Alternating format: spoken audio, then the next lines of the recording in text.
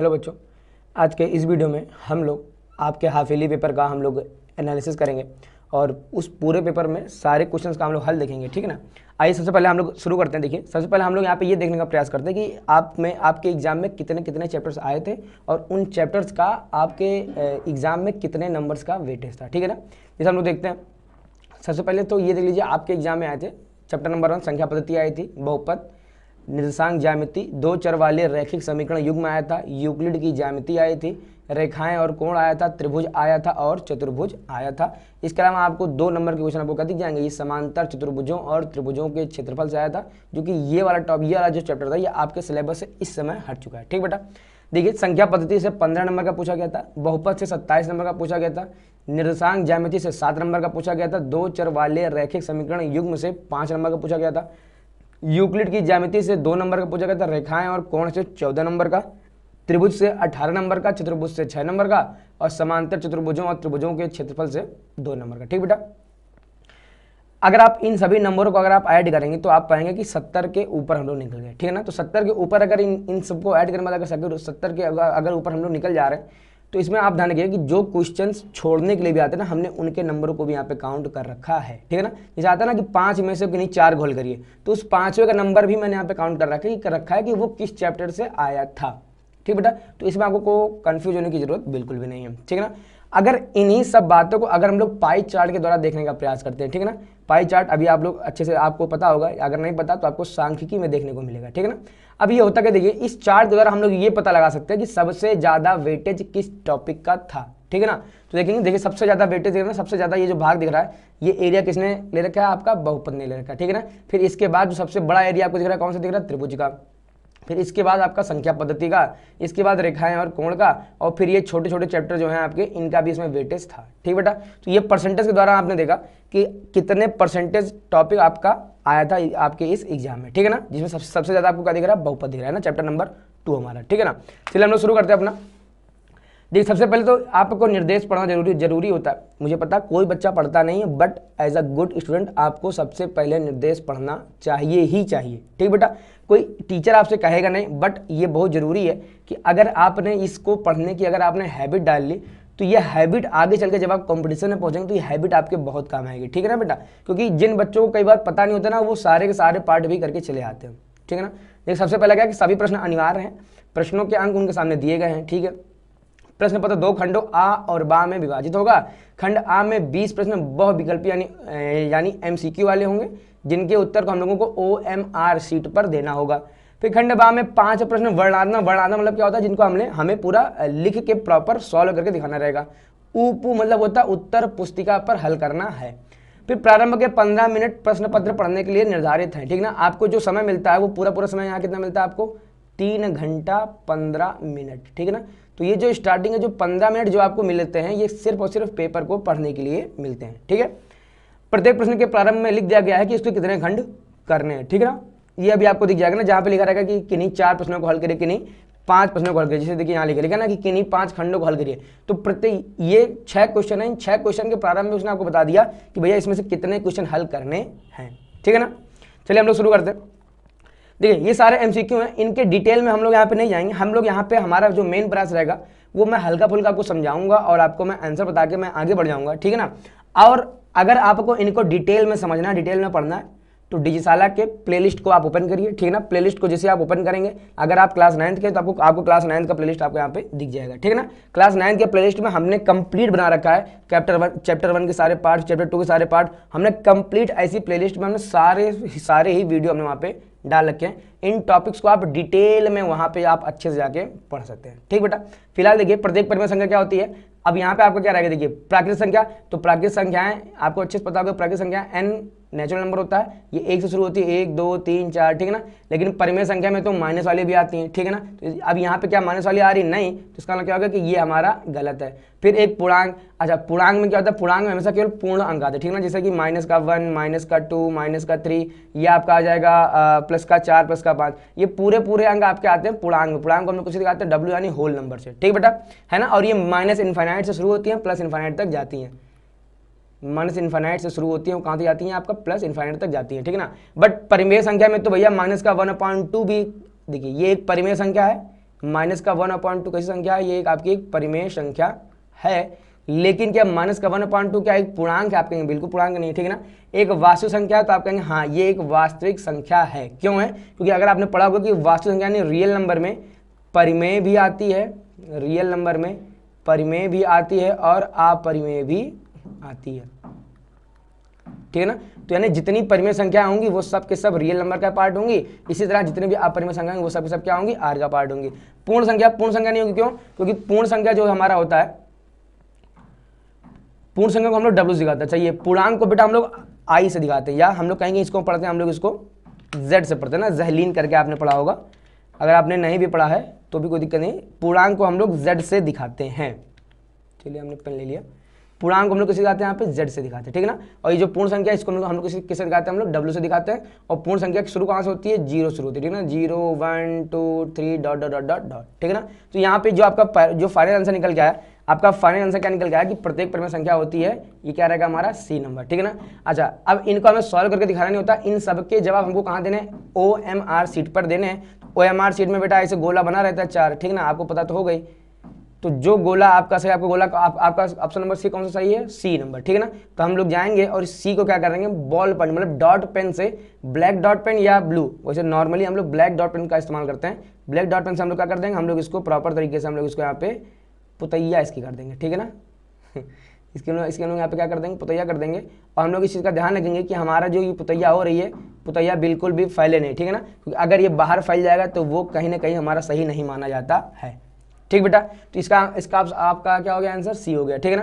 देखिए 1.99 को p/q के ग्रुप में लिख सकते हैं। कैसे लिख सकते हैं? देखिए इसको मैं शॉर्टकट में थोड़ा समझाने का प्रयास करता हूँ। देखिए कैसे लिखेंगे हम लोग?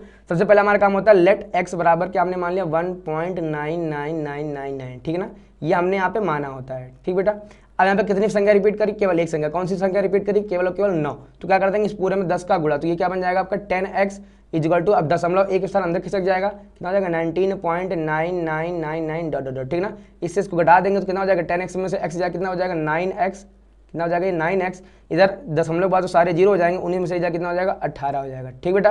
अब देखिए यहाँ पे हम आपको शॉर्टकट ही बता रहे हैं। क्यों शॉर्टकट बता रहे हैं? क्योंकि इस टाइप के सवाल हमने आपको बहुत डिटेल में करा रखे हैं, ठीक है ना। कम से कम मैंने 6-7 सवाल इस टाइप का आपको करा रखे हैं, अगर आप हमारी प्लेलिस्ट में जाएंगे तो, ठीक है ना। फिलहाल यहाँ x का मान कितना मिल गया? 2, तो हमारा आंसर कितना आ गया? यहाँ से 2 आ गया। फिर निम्नलिखित में परिमेय संख्या नहीं है, तो जो रूट से बाहर निकला है वो परिमेय, जो रूट के अंदर फंसा रह जाए वो हमारी परिमेय नहीं यानी अपरिमेय होती है, ठीक है ना। तो ये रूट के बाहर आ जाएगी 4, कितना बन जाएगा? 2, यानी ये हमारा परिमेय है। रूट के बाहर ये भी आ जाएगा, कितना बन जाएगा? 3, यानी ये भी हमारा परिमेय। अच्छा, रूट के बाहर ये नहीं आएगा, देखिए रूट के बाहर हमारा ये भी आ जाएगा, ये कितना हो जाएगा हमारा? रूट के बाहर आएगा तो बन जाएगा 4 हमारा बन जाएगा, ठीक है ना। तो ये भी परिमेय है, ये भी परिमेय, ये भी परिमेय, वो हमसे बोला परिमेय संख्या नहीं है। तो परिमेय संख्या कौन सी नहीं? ये वाली परिमेय नहीं। क्यों? क्योंकि ये वाली हमारी अपरिमेय है, ठीक है ना। रैखिक बहुपद की घात कितनी? तो रैखिक बहुपद की घात हमारी हमेशा 1 होती है ना, ये भी हम पढ़ के आ चुके हैं। अब कह रहा है x+3 का होल क्यूब के प्रसार में x का गुणांक है। अब इसके लिए आपको सबसे पहले इसका आपको होल क्यूब करना पड़ेगा। कहाँ है कि रफ कॉपी में करना पड़ेगा, ठीक है ना।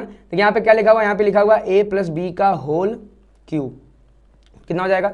a cube plus b cube, यानी 3 का क्यूब, कितना हो जाएगा हमारे यहाँ से? 27 प्लस का 3ab, तो 3ab कर देंगे कितना हो जाएगा यहाँ से? 9x, और अगेन ब्रैकेट में x प्लस का 3, ठीक बेटा।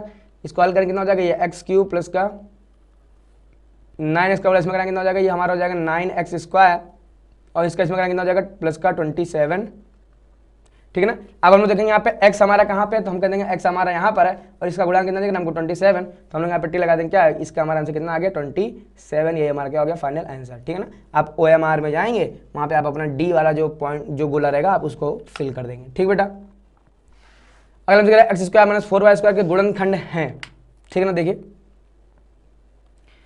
ये लिखा हुआ a square minus B square, ठीक है ना। अगर आप डायरेक्ट देखना तो डायरेक्ट देखिए हमारा आंसर कितना निकल के आ जाएगा? सी। बट देखिए हम थोड़ा समझने का प्रयास करते हैं। क्या लिखा है हमको यहाँ पे? गिवन है एक्स स्क्वायर माइनस का 4y स्क्वायर, ठीक है ना। एक्स स्क्वायर को अगर हम लोग लिख दें एक्स का whole square minus 4y square को अगर हम लोग यहाँ पे क्या लिख दें? माइनस का 2y का होल स्क्वायर। लेकिन क्या हो गया? a square minus B square, इसका फॉर्मूला क्या होता है? a plus B a minus B, ठीक है ना। a प्लस बी यानी क्या हो जाएगा हमारा? सबसे पहली बार x प्लस 2y, दूसरी बार में क्या हो जाएगा? x माइनस का 2y, ठीक है ना। देखा आपने इसका फैक्टर निकल कर आ रहा है, ठीक बेटा। मूल बिंदु के निर्देशांक होते हैं क्या? तो 0,0 आप सबको पता होगा। अगला कह रहा है बिंदु 3,4 की x अक्ष से दूरी। अब देखिए बहुत ध्यान से देखिए, अगर मैंने यहाँ पे चलिए मैंने यहाँ पे ड्रॉ कर दिया एक्स अक्ष और वाई अक्ष, ये आपका हो जाएगा एक्स डैश वाई डैश और ये हो जाएगा हमारा वाई, ठीक है ना। कह रहा बिंदु 3,4, तो 3,4 देखिए चूंकि दोनों प्लस प्लस है, इसका मतलब क्या हो गया हमारा, ये बिंदु 3,4 जो है वो यहाँ कहीं निकल के आएगा, बिंदु 3, अब इसकी बिंदु की एक्स अक्ष से दूरी हमको बतानी कि ये जो बिंदु है वो एक्स अक्ष से दूर कितना है, ठीक है ना। तो एक्स अक्ष से दूर का मतलब क्या हो गया कि हम लोग निकालेंगे भैया ये यहाँ से यहाँ तक इसकी जो दूरी है, ये दूरी हमारी कितनी निकल के आ गई, ठीक है ना। तो आप देख रहे हो कि एक्स अक्ष से दूरी का मतलब क्या हो गया कि हम लोग वाई अक्ष पे चल रहे हैं, ठीक है ना। एक्स अक्ष से दूर जाने का, देखिए ये वाला है आपका एक्स अक्ष, इस अक्ष से दूर जाने का मतलब क्या होगा कि हम लोग वाई अक्ष पे चल रहे हैं। तो यहाँ देखेंगे हम लोग, अब देखिए इस बिंदु तक पहुंचने के लिए हमको वाई अक्ष पे कितनी दूरी चलनी पड़ेगी, आप कहेंगे 4, ठीक है ना। तो भैया इसकी एक्स अक्ष से दूरी कितनी निकल के आ जाएगी, हमारी निकल के आ जाएगी 4, ठीक है ना। बच्चा गलती क्या करता है, बच्चा गलती करता है, उसको लगता है एक्स अक्ष से दूरी का मतलब होता है कि एक्स अक्ष पे चलेगी दूरी, ठीक है ना। बट हमने जब आपको पढ़ाया था, हमने आपको क्या पढ़ाया था कि एक्स अक्ष से दूरी और एक्स अक्ष पर चलेगी दूरी में फर्क है, ठीक है ना। अगर वो आपसे कह देगा कि एक्स अक्ष पर चलेगी दूरी, ठीक है ना, तो यानी जब हम लोग एक्स अक्ष पे जब आगे बढ़ेंगे तो कितना दूरी आगे बढ़े, ठीक है ना। तो ये हमारा हो जाता 3, बट हम तो कह रहे हैं एक्स अक्ष से दूर, तो इससे दूर जाना तो या तो हम नीचे भागेंगे या तो हम ऊपर भागेंगे। क्योंकि बिंदु हमारा यहाँ पे है तो हम लोग कहाँ जाएंगे, ऊपर जाएंगे। और ऊपर जाने का मतलब बेटा हमारा क्या हो गया, ऊपर जाने का मतलब सिंपल सा है कि हम वाई अक्ष पे चल रहे हैं, ठीक है ना। तो यहाँ से क्या आ गया, यानी बिंदु 3,4 की एक्स अक्ष से दूर कितनी हमारी 4 है। फिर क्या कह रहा है, कह रहेगा 5x - y = 10 का आलेख y अक्ष को किस बिंदु पर काटेगा। एक तरीका इसका था लॉन्ग वाले में हम लोग क्या करते हैं, हम लोग सबसे पहले हम लोग इसका ग्राफ खींचेंगे, फिर ग्राफ देख के हम लोग ये बताएंगे कि ये जो y अक्ष है, y अक्ष इस रेखा से किस बिंदु पे कट हो रहा है, ठीक है ना। या ये वाला जो हमको रेखा मिलेगा वो y अक्ष को किस बिंदु पे कट कर रहा है, ठीक है बेटा।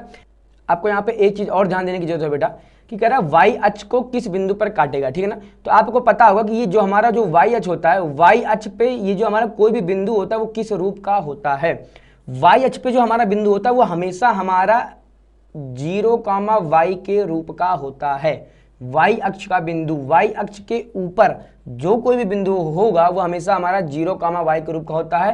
कहने का मतलब कि उसका जो x क्वाड्रेंट होता है वो हमारा कैसा होता है, 0 होता है, ठीक है ना। अब देखिए यहाँ पे क्या है, यहाँ पे तो हमारा y 0 यानी ये वाला ऑप्शन नहीं सही होगा। यहाँ पे हमारा y 0, x तो 0, हमारा x 0 होना चाहिए, ठीक है ना। बट यहाँ x 0 ना हो के y 0, ठीक है ना। तो ये हमारा क्या हो जाएगा, ये भी गलत हो जाएगा। अब देखिए हमारा x 0 है, ये हो सकता है सही हो। अच्छा ये यहाँ पे भी हमारा x 0 है, ठीक है। अब ये 2 ऑप्शन मिल गए। अब हमको इन दोनों ही आंसर्स को उठा के यहाँ पे पुट करना है और चेक करना है कि कौन सा इन दोनों में कौन सा बिंदु है जो इसको सेटिस्फाइड करेगा, ठीक है ना। अब देखिए ध्यान से 0 यहाँ पुट करने कितना हो जाएगा, 5 × 0 0 और -10। देखिए y का मान -10 है और यहाँ पे भी क्या लगेगा माइनस, तो ये माइनस और माइनस क्या हो जाएगा हमारा प्लस हो जाएगा। इसका मतलब क्या हो गया हमारा यही एकदम सेटिस्फाइड है, ठीक है ना। अगर हम लोग इसको यहाँ पे पुट करके देखेंगे भी तो देखिए क्या आएगा, x का मान पुट करेंगे 0 कितना, 5 × 0 कितना हो जाएगा, 0 हो जाएगा। और y का मान पुट करेंगे 10, तो 0 - 10 माइनस का 10, इधर आएगा माइनस का 10, इधर आएगा बराबर का 10। बट क्या -10 क्या 10 के बराबर, आप कहेंगे बिल्कुल बराबर नहीं है, ठीक है ना। तो ये वाला आंसर भी हमारा सेटिस्फाइड नहीं करेगा। तो हमारा बचा कौन, केवल 1, ठीक बेटा। तो उम्मीद है कि आप ये सवाल सही करके आए होंगे। क्या कह रहे हैं, देखिए क्या बिंदु 2, 0 रैखिक समीकरण इसको का एक हल है, ठीक है ना।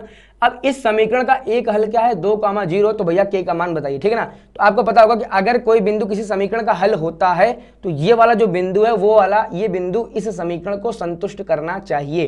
संतुष्ट करने का मतलब क्या हो गया, हम x और y का मान उठा के यहाँ पुट कर देंगे, जो भी आगे भाई हमारा k का मान हो गया, ठीक है ना। देखेंगे यहाँ पे हम लोग पुट करने के समीकरण यहाँ पे कितना किया, 2x + का 3y = k। अब x वैल्यू यहाँ पे कितनी 2 है, तो हम लोग पुट करेंगे 2 × 2 + का 3 गुणे y कितना हमारा, y हमारा यहाँ पे 0 कितना हो जाएगा बराबर में k, तो 2 दूनी 2 4 बराबर कितना हो जाएगा हमारा k, यानी k का मान कितना निकल गया हमारे यहाँ से 4। ये हमारा हो गया पहला ऑप्शन आपका सही है, ठीक है ना।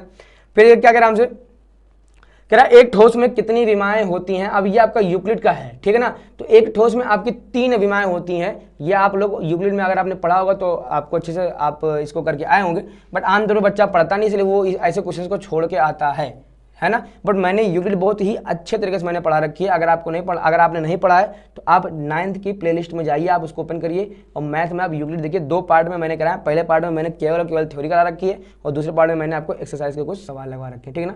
जरूर देखिए, आपको मजा आ जाएगा। आपने ऐसी कभी भी यूक्लिड की ज्योमेट्री पढ़ी नहीं होगी बेटा, ठीक है ना। देखिए अगला ये भी हमारा क्या है, ये भी हमारा 12 नंबर भी हमारा क्या है, यूक्लिड की ज्यामिति से ही है। यहाँ हमने आपको बताया था कि भैया प्रमेय, अभिगृहित, परिभाषा और अभिधारणा में क्या फर्क होता है, ठीक है ना। अब निम्नलिखित में से किसमें उपपत्ति होती है, देखिए ध्यान से, अभिधारणा में उपपत्ति की जरूरत नहीं होती है, अभिगृहित में उपपत्ति की जरूरत नहीं होती है, और परिभाषा तो आप जानते हैं किसी भी चीज को एक्सप्लेन करने के लिए हमको परिभाषाओं की जरूरत पड़ती है। एकमात्र प्रमेय ऐसा है जिसको हम लोग प्रूफ कर सकते हैं, तो हमारा सही आंसर किसमें आ जाएगा, प्रमेय हो जाएगा, ठीक बेटा। कह रहा एक त्रिभुज के कोण इस अनुपात में सबसे छोटा कोण, तो हमने आपको बता रखा है कि जब भी कभी ऐसे अनुपात में हों तो हम लोग क्या करेंगे, इन सब में हम लोग x का गुणा करा के रियल वैल्यू मान लेते हैं, ठीक है ना। तो हम लोग इसमें कराएंगे तो x का गुणा कितना हो जाएगा, हम ये हो जाएगा हमारा 2x, इसमें कराएंगे x का गुणा कितना हो जाएगा हमारा 4x, इसमें कराएंगे कितना हो जाएगा हमारा 3x, ठीक है ना। x का गुणा करा के हमने त्रिभुज के तीनों कोण मान लिए। अब त्रिभुज के तीनों कोणों का योग होता कितना, आप कहेंगे त्रिभुज के तीनों कोणों का योग होता हमारा 180 डिग्री, तो ये तीनों कोण हम लोग को ऐड कर देंगे, कितना हो जाएगा बराबर में 180 डिग्री, ठीक है ना। तो 4 3 7 2 9x, यानी 9x बराबर कितना हो जाएगा हमारा, 9 का भाग देंगे, x का मान कितना आ गया 20 डिग्री आ गया, ठीक है ना। अब x का मान जब 20 है, देखिए 20 आंसर लिख के मत आना, ठीक है ना। अब हमारा असली कोण क्या था, हमने आपको बताया था कि ये इसमें x का गुणा करा लेंगे, तो जो x की वैल्यू रखने बाद हमारा पहला कोण 2x था, दूसरा कोण 4x था, तीसरा कोण हमारा 3x था, ठीक है ना। तो हम लोग क्या करेंगे, अब सबके हम लोग x की वैल्यू पुट करेंगे। जब यहाँ पे वैल्यू पुट करेंगे तो 20 दूना कितना हो जाएगा हमारा ये 40, यहाँ पुट करेंगे तो कितना हो जाएगा 20 चौको 80, यहाँ पुट कर देंगे x का मान तो 20 × 3 कितना हो जाएगा हमारा 60, ठीक है ना। अब ये 40 80 60 में सबसे छोटा कोण कौन सा दिख रहा है आपको 40, तो हम लोग यहाँ पे क्या कर देंगे, ये हमारा सही आंसर क्या होगा यहाँ पे 40 डिग्री, ठीक बेटा। अब देखिए आप 20 डिग्री रखने का मकसद क्या है कि क्योंकि जो बच्चा जल्दबाजी में आंसर करके आएगा ना, जैसे ही उसको x बराबर 20 मिला होगा, वो सबसे पहले उसने 20 लगाया, उसने बाकी के सारे ऑप्शंस देखने उचित भी नहीं समझे होंगे, ठीक बेटा। इसीलिए मैं कहता हूं कि बहुत जल्दबाजी में अगर आप पेपर देके आएंगे ना तो आप अच्छे बच्चे नहीं है, ठीक है ना। आपके अंदर एक ठहराव होना चाहिए, आपके अंदर एक पेशेंस होना चाहिए, और आपको सारे ऑप्शंस पढ़ने हैं। भले ही आपको पहला ऑप्शन सही क्यों ना लग रहा हो, आपको एक बार सारे ऑप्शंस अच्छे से पढ़ने ही पढ़ने हैं, इसको नियम बना लीजिए, ठीक है बेटा। देखिए अगला हमको पता है क्या, 130 का संपूरक कोण क्या होता है, ऐसे कोण जिनको हम लोग जोड़ दें, ऐड कर दें, और हमको क्या मिल जाए, हमारा मिल जाए योगफल 180, ठीक है ना। तो 130 में हम क्या जोड़ दें कि 180 मिल जाए, तो आप क्या कहते हैं भैया 50 जोड़ दो, यही हमारा क्या हो जाएगा आंसर हो जाएगा। अब त्रिभुजों की कसौटी कौन सी नहीं है, त्रिभुजों की सर्वांग समता की कसौटी कौन सी नहीं है, ठीक है ना। यहाँ पे आना चाहिए त्रिभुजों की सर्वांग समता की कसौटी नहीं है। तो साइड एंगल साइड तो होती है, एंगल साइड एंगल भी होती है, ठीक है ना। ये नहीं होती, साइड साइड भी हमारी होती है। कहने मतलब हमारा जो फाइनल आंसर निकल गया वो कितना आ गया कि भैया साइड एंगल हमारी त्रिभुजों की सर्वांग समता की कसौटी नहीं होती है, ठीक है ना। देखते हैं अगला क्या करा, त्रिभुज पी क्यू आर में जो कोण आर है हमारा वो बड़ा है किससे, कोण क्यू से। तो भैया इसमें से कौन सी कंडीशन सही है, ठीक है ना। अब वो ध्यान से आप थोड़ा समझने का प्रयास करिए। ये आपका त्रिभुज की असमीका कहलाती है, ठीक है ना। जैसे मान लीजिए ये हमारा पी है, ये क्यू है, और ये क्या हमारा आर है। कह रहा कोण आर जो है, यानी जो ये वाला कोण है वो वाला कोण बड़ा है किससे, कोण क्यू की तुलना में, ठीक है ना। कह रहा कोण आर जो है वो हमारा बड़ा है कोण क्यू की तुलना में, ठीक है ना। अब आप लोग पढ़ के आ चुके होंगे, अगर आपने नहीं पढ़ा तो हमने भी इस चीज को पढ़ाया था, ठीक है ना, कि किसी भी त्रिभुज में बराबर कोण की सम्मुख भुजाएं बराबर होती हैं, ये तो था हमारी बराबर वाली बात। और एक हमारी क्या थी, असमीका वाली बात कि भैया बड़े कोण की सम्मुख भुजा बड़ी होगी। किसी भी त्रिभुज में बड़े कोण की सम्मुख भुजा हमेशा बड़ी ही होगी, ठीक है ना बेटा। अब देखिए ध्यान से, कोण आर के जस्ट सामने कौन सी भुजा है, तो वो है पी क्यू, यानी हमारा जो पी क्यू है वो बड़ा है किससे, कोण क्यू के जस्ट सामने हमारे कौन सी भुजा है, पी आर। किससे बड़ा निकल के आ जाएगा हमारा, ये पी आर से हमारा बड़ा निकल के आ गया, यानी जो पी क्यू है वो हमारा पी आर से बड़ा निकल के आएगा। यहाँ पे देखेंगे तो ये है क्यू आर बड़ा है पी आर से, नहीं पी क्यू बड़ा किससे, पी आर से, यानी हमारा राइट आंसर क्या हो गया, हमारा राइट आंसर हो गया बी नंबर, ठीक बेटा। त्रिभुज में बड़े कोण की सम्मुख भुजा बड़ी होती है और छोटे कोण की सम्मुख भुजा छोटी होती है। तो कोण, चूंकि कोण आर हमारा बड़ा दे रहा था, तो कोण आर की सम्मुख भुजा कितनी है, पी क्यू, वो बड़ी होगी कोण क्यू की सम्मुख भुजा से, तो कोण क्यू की सम्मुख भुजा कितनी है, पी आर, इससे वो बड़ी निकल के आ जाएगी, ठीक है ना। 17 नंबर सवाल बहुत आसान है। आयत का प्रत्येक कोण क्या होता है, 90 डिग्री, आप सबको पता होगा ना, ये तो सूत्र ही है।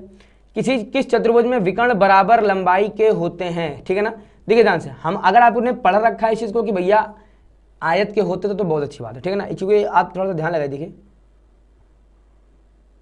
देखिए हमारा आयत है, ठीक है ना, इसकी लंबाई L, फिर अगेन इसकी L और इसकी भी, ठीक है ना। जैसे ही हम लोग यहाँ पे लगा देंगे तो इसका एक कोण क्या होता है हमारा 90 होता है, ठीक है ना। अब देखिए एल और बी से ये वाली विकर्ण हमारा कितना निकल जाएगा, अंडर रूट का एल स्क्वायर प्लस का बी स्क्वायर, ठीक है ना। बट वहीं अगर हम लोग विकर्ण ये वाली ना खींच के अगर हम लोग विकर्ण ये वाली ड्रॉ कर दें, ए बी सी डी, ऐसे में अब ये 90 हो जाएगा। अब ये हमारा विकर्ण ये भी कितना निकल जाएगा, अगेन ये निकल जाएगा हमारा under root L square plus का बी स्क्वायर। यहाँ ये एल है, ये बी है, ये एल है और ये क्या है, बी है, ठीक है ना। तो यानी आयत के विकर्ण बराबर लंबाई के होते हैं, ठीक है ना। अब अगर आपने पढ़ा होगा तो हो सकता है कि आप इसमें और इसमें कंफ्यूज हो गए, ठीक है ना, क्योंकि सम चतुर्भुज समांतर चतुर्भुज के जो विकर्ण होते हैं वो परस्पर एक दूसरे को समद्विभाजित करते हैं, ठीक है ना। समद्विभाजित करने का मतलब क्या होगा, देखिए ध्यान से कि अगर दोनों विकर्णों को अगर हम लोग यहाँ से ड्रॉ कर दें, दोनों विकर्णों को अगर हम लोग ड्रॉ कर दें, तो ये जो विकर्ण है, ये वाले जो विकर्ण है वो इस पूरे विकर्ण को दो बराबर भागों में बांट देगा। फॉर एग्जाम्पल अगर हमने यहाँ ले दिया ए बी सी डी, तो ये जो बी डी है, बी डी ने ए सी को दो भागों में बांट दिया, ठीक है ना। बी डी ने ए सी को दो भागों में बांट दिया। मान लीजिए बिंदु का नाम ओ है, तो ए ओ बराबर ओ सी, ये क्या हो गया, हमारे दोनों विकर्ण एक दूसरे को समद्विभाजित करते हैं। ये सम चतुर्भुज की बात है, समांतर चतुर्भुज में भी यही होता है हमारा, और समलंब में तो विकर्णों के बारे में हम कुछ नॉलेज दे नहीं सकते। तो कुल मिला के हमारा जो फलन से निकल गया वो कितना आ गया, हमारा आयत हो गया, ठीक है ना, कि भैया आयत में विकर्ण जो होते हैं वो बराबर लंबाई के हमारे होते हैं, ठीक है। देखिए अगला हमसे क्या कह रहा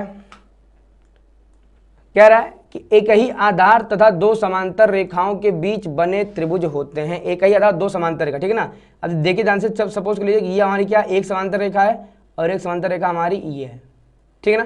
कह रहा एक ही आधार है ना, मान लीजिए कोई बिंदु यहाँ से क्या है, यहाँ बी है और यहाँ क्या है, हमारा बिंदु सी है, ठीक है ना। आधार एक है तो एक त्रिभुज हमने बना दिया इस टाइप का,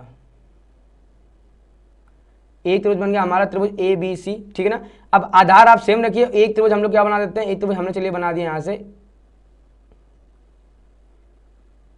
डी। देखिए हमने यहाँ पे दो त्रिभुज बना दिया, हमने पहला त्रिभुज बना दिया त्रिभुज ए बी सी और दूसरा हमने बना दिया क्या, त्रिभुज डी बी सी, ठीक है ना। अब ये दोनों त्रिभुज कैसे होंगे, देखिए अब ये पूरी प्रमेय होती, कौन सी, ये वाली, कि एक ही आधार तथा दो समांतर रेखाओं के बीच बने त्रिभुजों के क्षेत्रफल आपस में बराबर होते हैं, ठीक है ना। कैसे होते हैं ये देखिए, यही क्वेश्चन हमारा कहाँ से आया, ये क्वेश्चन हमारा निकल कर आया है समांतर चतुर्भुज का क्षेत्रफल से, ठीक है बेटा। तो यानी यहाँ से क्या निकल गया, देखिए फाइनल आंसर जो हमारा निकल गया 19 का ए, कि एक ही आधार दो समांतर रेखाओं के बीच बने त्रिभुज होते हैं, कैसे, क्षेत्रफल में बराबर होते हैं, ठीक है ना। ये हमेशा क्षेत्रफल में बराबर ही निकल के आएंगे चाहे जो भी हो जाए, ठीक है ना। और इसको अगर आपको समझ में आ गया कैसे होता है, देखिए इनका आधार समान, देखिए अगर हम लोग लिखना चाहें क्षेत्रफल तो कितना हो जाएगा, 1/2 आधार यानी बी सी इंटू ऊंचाई आप मान लीजिए किसकी, आप इसकी ऊंचाई मान लीजिए ए बी है, ठीक है ना। और अगर हम लोग इसका अगर एरिया निकालेंगे कितना हो जाएगा इसका, तो 1/2 आधार गुणे ऊंचाई यानी 1/2 इसका भी आधार कितना, देखिए बी सी, क्योंकि बी सी हमारा सेम आधार है, अच्छा इंटू ऊंचाई हमारी मान लीजिए क्या हमारी सी डी, ठीक है ना। अब दो समांतर रेखाओं के बीच की ऊंचाई कभी भी बदलती नहीं है, ठीक है ना। देखिए ध्यान से हम क्या कह रहे हैं, हम ये कह रहे हैं कि अगर ये दो समांतर रेखाएं तो जितनी दूरी यहाँ पे होगी उतनी दूरी यहाँ पे होगी, उतनी दूरी यहाँ पे होगी, उतनी दूरी यहाँ पर होगी, यानी दो समांतर रेखाओं के बीच की दूरी कभी भी बदलने वाली नहीं है। तो भैया चूंकि ये दोनों हमारे समांतर रेखाएं ही तो हैं, तो ए बी और सी डी क्या इनकी अलग अलग वैल्यू होगी, आप कहेंगे नहीं, यानी ए बी और सी डी आपस में बराबर है। देखिए ध्यान से, ये यहाँ से लेकर यहाँ तक की वैल्यू तो पहले से ही बराबर थी, केवल ये ए बी और सी डी ही अलग अलग थे। अब ए बी और सी डी भी बराबर हैं क्योंकि दो समांतर रेखाओं के बीच की दूरी हमेशा एक समान रहती है, ठीक है ना। कहने मतलब क्या हो गया कि ये माने क्या एक ही आधार दो समांतर रेखाओं के बीच बने त्रिभुज कैसे होते हैं, क्षेत्रफल में बराबर होते हैं, ठीक है। क्या त्रिभुज में कौन सी रेखा उसे बराबर क्षेत्रफल के दो त्रिभुजों में बांटती है, तो ये हमारा क्या होता है, माध्यिका, ठीक है ना। शीर्षक लंब क्या होता है, जो सामने वाले शीर्ष से सामने वाली भुजा पर क्या डाल ले, एक 90 डिग्री का कोण बना दे, ठीक है ना। तो केवल 90 डिग्री की बात करता है तो वो कौन सा, शीर्षक लंब। माध्यिका करती क्या है कि यह सामने वाली भुजा को दो बराबर भागों में बांट देती है, ठीक है ना। तो जब इसको जब हम लोग जब दो बराबर भागों में बांटेंगे तो जाहिर सी बात है कि भैया आधा इधर हो जाएगा और आधा इधर हो जाएगा, ठीक है ना। कोण समद्विभाजक होता है, मतलब क्या कि ये वाला जो कोण हमारा वो किसके बराबर है, हमारा ये वाले कोण के ऊपर सभी हो नहीं सकता, ठीक है। तो यहाँ से हमारा जो फाइनल संख्या निकल गया वो हमारा कितना हो गया, माध्यिका हो गई। और यहीं पे हमारे MCQ कैसे होते हैं, समाप्त होते हैं। ये था आपके 20 नंबर, ठीक है ना। आप कमेंट में करके बताइए कि आपके MCQ में कितने क्वेश्चन सही हैं और कितने क्वेश्चन आपके गलत हैं, ठीक है ना। देखिए एनालिसिस करना बहुत जरूरी है बेटा, अगर आप एनालिसिस नहीं करेंगे तो आप आने वाले ईयरली पेपर के लिए आप अपनी तैयारी सही से नहीं कर पाएंगे, ठीक है ना। देखते हैं हम लोग अब कैसे हम लोग हल करने वाले क्वेश्चन को करते हैं, नहीं जो है हमारा खंड बा, ठीक है बेटा। देखिए सबसे पहला क्वेश्चन हमारा क्या कह रहा है, कह रहा है 1/3 तथा 1/2 के बीच दो परिमेय संख्याएं ज्ञात कीजिए। हमने आपको बताया था कि अगर ये इस टाइप के क्वेश्चन अगर MCQ में आता है, ठीक है ना, तो फिर तो आपके लिए बड़ा आसान है करना। बट अगर ये क्वेश्चन अगर आपका डिस्क्रिप्टिव में आएगा तो आपको कम से अब मान लीजिए ये 2 नंबर का है आपका, ठीक है ना, तो ये 2 नंबर में आपको कम से कम 4 से 5 लाइन तो लिखनी पड़ेगी, ठीक है ना। अब इसी सेम सवाल के एक तरीका और होता है जिसमें हम लोग कुछ ना कुछ जोड़ते हैं, घटाते हैं, और उन जोड़ के घटा के हम लोग सीधे एक लाइन में हम लोग आंसर देते हैं, बट वो यहाँ पे करने की जरूरत नहीं है, ठीक है ना। हम लोग यहाँ पे क्या करेंगे, प्रॉपर हम लोग यहाँ लिखेंगे, ठीक है ना। और तरीका हमारा क्या रहता है कि किन्हीं भी 2 संख्याओं के बीच की परिमेय संख्या निकालनी, तो उन्हीं दोनों संख्याओं को जोड़िए और 2 का भाग दे दीजिए, ठीक है ना। तो हम लोग यहाँ पे क्या लिख देंगे, हम लोग यहाँ लिखेंगे कि 1/3 और 1/2 के बीच हमको 2 परिमेय संख्या ज्ञात करनी है, के बीच पहली परिमेय संख्या, के बीच पहली परिमेय संख्या, ठीक है ना। तो हमको अगर इन दोनों के बीच में पहली परिमेय संख्या निकालनी तो हमको करना क्या पड़ेगा, हमने कहा था कि भैया हमको क्या करना, हमको इन दोनों को जोड़ो और 2 का भाग दे दो, ठीक है ना। चलिए हम लोग इन दोनों को जोड़ते हैं, चलिए कितना आ जाएगा, यहाँ से हमारा निकल के आएगा 1/3 प्लस का 1/2, इन दोनों को जोड़ा और बटे में 2 का भाग दे देंगे, ठीक है ना। हल करेंगे, देखिए ध्यान से। अब देखिए अगर आपको भिन्नों का जोड़ घटाना नहीं आता होगा तो फिर ये आपके थोड़ा सा कठिन होने वाला है, ठीक है ना। देखिए 2 का गुणा इधर कराएंगे 2, 3 का गुणा इधर कराएंगे कितना हो जाएगा, 3 हो जाएगा, ठीक है ना। तो 2 गुणे 2 करने में 2 और 3 कितना हो जाएगा 5, 5 बटे ये 3 × 2 कितना हो जाएगा 6, और इसके बटे में कितना हो जाएगा हमारा 2, यानी कितना हो जाएगा 5/12, ठीक है ना। यानी हमारी पहली जो संख्या आ गई 5/12 निकल के आ गई, ठीक है ना। अब हम लोग चाहे 1/3 और 5/12 के बीच में निकाल दें या 1/2 और 5/12 के बीच में निकाल दें, चाहे जिसके बारे में निकाल दो आप, इसमें कोई दिक्कत की बात नहीं, ठीक है ना। हम लोग यहाँ पे क्या लिखेंगे, अब हम लोग यहाँ लिखेंगे कि 1/3 और 5/12 के बीच की परिमेय संख्या, के बीच की परिमेय संख्या, ठीक बेटा। हमने क्या कहा था, हमने कहा था जिन भी 2 संख्याओं के बीच में परिमेय संख्या ज्ञात करना हो, इन दोनों को जोड़ो और 2 का भाग दे दो, ठीक है ना। चलिए हम लोग इन दोनों को जोड़ने का प्रयास करते, देखिए हम लोग यहाँ पे क्या लिख देंगे, हम लोग यहाँ पे लिख देंगे 1/3 प्लस का 5/12 और क्या कर देंगे इसमें 2 का भाग दे देंगे, ठीक है ना। कितना आ जाएगा, देखिए 12 का गुणा इधर, 3 का गुणा इधर, कितना आ जाएगा 12 करने में 12, 3 × 5 3 × 5 3 × 5 15, 15 बार कितना निकल कर जाएगा हमारा, यह आ जाएगा 27/12 × 36, 12 × 36 इंटू 2 हमारा पहले से यहाँ पे रहेगा, ठीक है ना। या आप चाहो इंटू 2 ना लिख के आप इसको पहले प्रॉपर नीचे ही लिख दीजिए, ठीक है ना बेटा। अब देखिए क्या हो जाएगा, 36 × 2 कितना हो जाएगा हमारा, ये हमारा हो जाएगा 72, 62 नहीं 72, ठीक है ना। ऊपर कितना हमारे पास ऊपर है 27, ठीक है ना। तो 3 से कट जाएगा तो कितना हो जाएगा हमारे यहाँ से, 3 × 9 = 27 और 24 × 3 = 72, 24 × 3 = 72, ठीक है ना। 3 से वैल्यू अगेन एक कट रही है, ठीक है ना। तो यानी 3 से एक बार और कर देंगे, कितना हो जाएगा, निकल का जाएगा 3 × 3 = 9, 3 × 9 = 24, यानी कितना आंसर आ गया हमारा 3/8, ठीक बेटा। ये हमारा आंसर आ गया आपका 3/8 करके, ठीक है ना। तो हम लोग यहाँ अतः करके आप चाहो तो जवाब और ले देंगे, क्या हम लोग यहाँ लिखेंगे अतः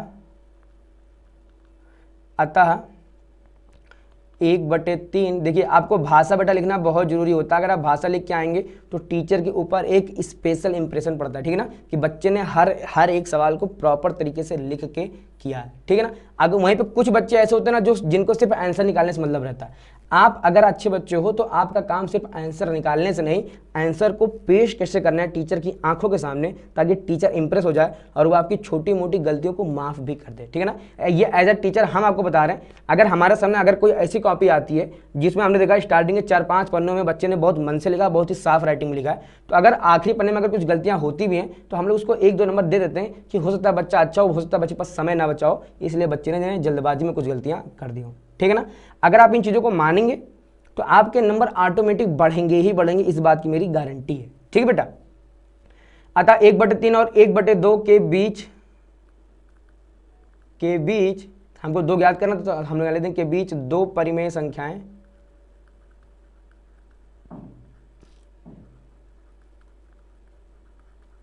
के बीच 2 परिमेय संख्या बेटा कौन सी हो जाएंगी हमारी, सबसे पहली संख्या कौन सी हमारे यहाँ पे 5/12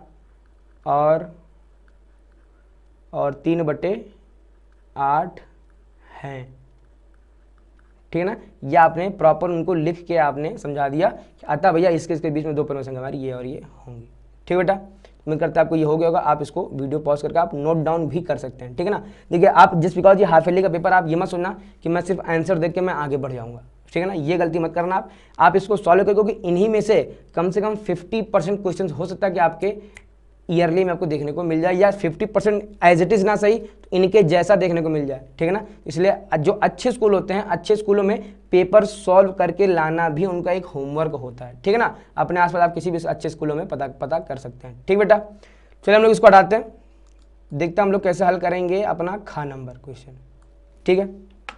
चलिए देखिए, कह रहा संख्या 0.6 बार, ठीक है ना। इसको जो ऊपर लगे इसको हम लोग क्या कहते हैं, बार को पी अपॉन क्यू के रूप में व्यक्त कीजिए, ठीक है ना। तो हम लोग यहाँ हेडिंग डालते हैं, सबसे पहले क्या हमारा ये है क्वेश्चन नंबर खा, ठीक है ना। यहाँ लेकिन क्या माना x इज इक्वल टू, देखिए 0.6 बार, इसको हम लोग थोड़ा ओपन करके लिख देंगे, कितना हो जाएगा, ये हमारा हो जाएगा 0.666 dot dot dot dot dot, ठीक है ना। इसको बनाएंगे हम लोग समीकरण नंबर 1। फिर क्या लिख देंगे, समीकरण 1 में 10 का गुणा करने पर, 10 का गुणा ही क्यों किया हमने, ठीक है ना, क्योंकि यहाँ पे कितनी संख्या रिपीट करी, यहाँ पे संख्याएं रिपीट करी केवल एक, कौन संख्या 6। अगर 2 संख्या रिपीट करती तो 100 का गुणा करता, अगर 3 संख्या रिपीट करती तो 1000 का गुणा करता, ठीक है ना। इसे हम लोग करा देंगे 10 का गुणा, देखिए ये कितना बन जाएगा हमारा बन जाएगा 10x, यहाँ 0.1 स्थान अंदर चला जाएगा, तो कितना हो जाएगा 6.6666 dot dot dot dot dot, ये बन गया हमारा इक्वेशन नंबर 2, ठीक है ना। अब हमारा काम क्या रहेगा, अब हमारा काम रहेगा समीकरण 2 से समीकरण 1 को घटाने पर। तो हम लोग यहाँ प्रॉपर लिखेंगे कि समीकरण 2 में से समीकरण 1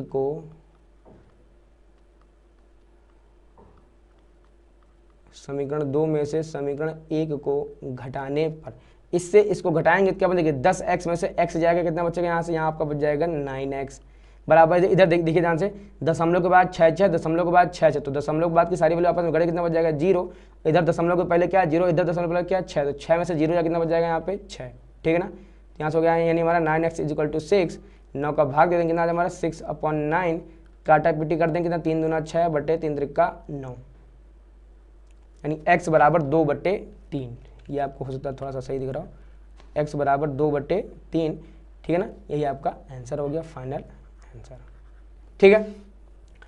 अगला हमसे क्या कह रहा है, अगला हमसे कह रहा है 256 की पावर 5/4 को सरल कीजिए, ठीक है ना। ठीक है, गा नंबर सवाल, देखिए तो सबसे आसान सवाल है ना, बहुपद चैप्टर का है। तो 256 की पावर 5/4, देखिए 256 को हम लोग क्या लिख देंगे, देखिए 4 चौको 16 चौको 64 चौको 256, ठीक है ना। ये क्या हो गया हमारा, यानी 4 की पावर 4 की पावर जो 4 होता है उसका मतलब कितना होता है 256, ठीक है ना। तो ये हो गया हमारा 4 की पावर 4 का मान कितना होगा 256, तो 256 की जगह हमने केवल कर दिया 4 की पावर 4 और 5/4 हमारा ऐसे ही बना रहेगा, ठीक है ना। अब हम लोग क्या कर देंगे, देखिए ध्यान से, अब हम लोग जब कभी आपने ये वाला फॉर्मूला पढ़ा होगा भैया a की पावर m और अगर इसकी पावर n है तो इन पावरों का आपस में मल्टीप्लाई हो जाएगा, कितना हो जाएगा हमारा a की पावर mn, ठीक है ना। तो यही लिखा है, इसकी जब ऐसे पावरों का क्या हो जाएगा हमारा आपस में मल्टीप्लाई, कितना हो जाएगा 4 की पावर 4 गुणे 5/4, 4 से 4 कट जाएगा, कितना बच जाएगा यहाँ से 4 की पावर 5, ठीक है ना। तो 4 की पावर 5 कितना हो जाएगा, देखिए 4 चौको 16 चौको 64 चौको 256 इंटू 4, ठीक है ना। तो 256 इंटू 4 कितना निकल के आ जाएगा हमारा 1024, ठीक है ना। 256 इंटू 4 जब आप करोगे, देखो ध्यान से, तो 250 इंटू 4 कितना हो जाएगा 1000 और 6 चौको 24 कितना हो जाएगा 1024, यही आपका क्या हो गया फाइनल आंसर हो गया, ठीक बेटा। ये रफ काम था हमारा, ठीक है ना। गा नंबर हो गया, देखिए चलिए इसको हटाते हैं हम लोग, देखते हम लोग घा नंबर। अब घा नंबर में क्या कह रहा है हमसे, घा नंबर में कह रहा है भैया हर का परिमेयकरण कीजिए, ठीक है ना।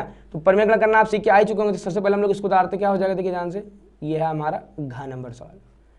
तो 3√5 प्लस का √3 बटे √5 माइनस का √3, ठीक है ना। तो जब भी हमारे आएगा सबसे पहले हम लोग क्या करेंगे, नीचे हर में जो कुछ भी लिखा है उसी का ऊपर नीचे मल्टीप्लाई बट चिन्ह को चेंज करके, ठीक है ना। तो हम लोग यहाँ पे क्या लिख देंगे, हम लोग यहाँ पे लिख देंगे 3√5 प्लस का √3 बट कितना हो जाएगा हमारा √5 माइनस का √3, ठीक है ना। हमने क्या कहा, हमने कहा कॉन्जुगेट का मल्टीप्लाई कराएंगे, तो इसका कॉन्जुगेट कितना आएगा, देखिए ध्यान से, √5 नीचे है तो ऊपर भी हो जाएगा √5, यहाँ माइनस है तो बस चिन्ह चेंज करेंगे, बाकी कुछ भी चेंज होने वाला नहीं है। तो √5 प्लस का √3 इधर हो जाएगा हमारा √5 प्लस का √3, ठीक बेटा। अब ऊपर वाले गुणा नीचे वाले नीचे वाले गुणा, ठीक है ना। तो देखिए ऊपर कितना लिखा, पहले हम लोग दोनों को ब्रैकेट में करके लिख देते हैं। कितना हो जाएगा 3√5 प्लस का रूट का 3 इंटू कितना हो जाएगा, ये इंटू हमारा हो जाएगा रूट का 5 प्लस का रूट का 3, ठीक है ना। बटे क्या हो जाएगा, देखिए बटे में ध्यान से तो ये लिखा a minus B into A plus B, यानी कितना हो जाएगा a स्क्वायर माइनस का b स्क्वायर, ठीक है ना। a स्क्वायर मतलब कि √5 का स्क्वायर, b स्क्वायर मतलब का रूट का 3 का स्क्वायर। ये बराबर नहीं आएगा बेटा यहाँ पे, ठीक है। अब क्या करेंगे हम लोग यहाँ पे, देखिए ध्यान से। अब इसका कराते हैं हम लोग गुणा अंदर, ठीक है ना। सबसे पहले हम लोग कराते हैं गुणा, क्या निकल के आएगा 3√5 को पकड़िए। सबसे पहले हमने इसको पकड़ा और इसका गुणा कराएंगे इन सब में। तो 3√5 इंटू √5 कितना हो जाएगा, √5 से √5 कैंसिल हो जाएगा, 5 3 15, फिर 3√5 और इसमें करा दें कितना हो जाएगा हमारा, ये प्लस का आ जाएगा 3√15, ठीक है ना। इसको छोड़ेंगे, इस बार इसको पकड़ेंगे, इसको पकड़ेंगे, इसका इसमें कराएंगे कितना हो जाएगा अगेन रूट का 15, इसका इसमें कराएंगे कितना हो जाएगा प्लस का √3 इंटू √3 कितना हो जाएगा हमारा 3, ठीक है ना। नीचे कितना हो जाएगा हमारा a square minus b square, √5 का स्क्वायर कितना होता है 5 माइनस √3 का स्क्वायर कितना हो जाएगा 3, ठीक है ना। तो ऊपर देंगे 15 3 18 प्लस का 3√15 और √15 कितना हो जाएगा ये 4√15 बटे 5 से 3 जाएगा 2, ठीक है ना। अब 2 हम लोग कॉमन लेके कट कर देंगे, वैल्यू कितना हमको मिल जाएगी 2 से कट कर देंगे इसको, तो 2 9 18, 2 से इसको कट कर कितना जाएगा 2√15, ठीक है ना। यही हमारा क्या हो जाएगा, ये हमारा फाइनल आंसर हो गया। और हमने क्या कर दिया, हमने इसको सरल यहाँ पे कर दिया, ठीक बेटा। अगला क्या कह रहा है हमसे, देखिए अगला हमसे कह रहा है भैया गुणनखंड कीजिए, किसका, इसका, ठीक है ना, अंगा नंबर, ठीक है ना। कैसे करेंगे हम लोग गुणनखंड, देखिए जो दिया सबसे पहले हम लोग इसको उतारेंगे x स्क्वायर माइनस का 64y स्क्वायर, 64y स्क्वायर, ठीक है ना।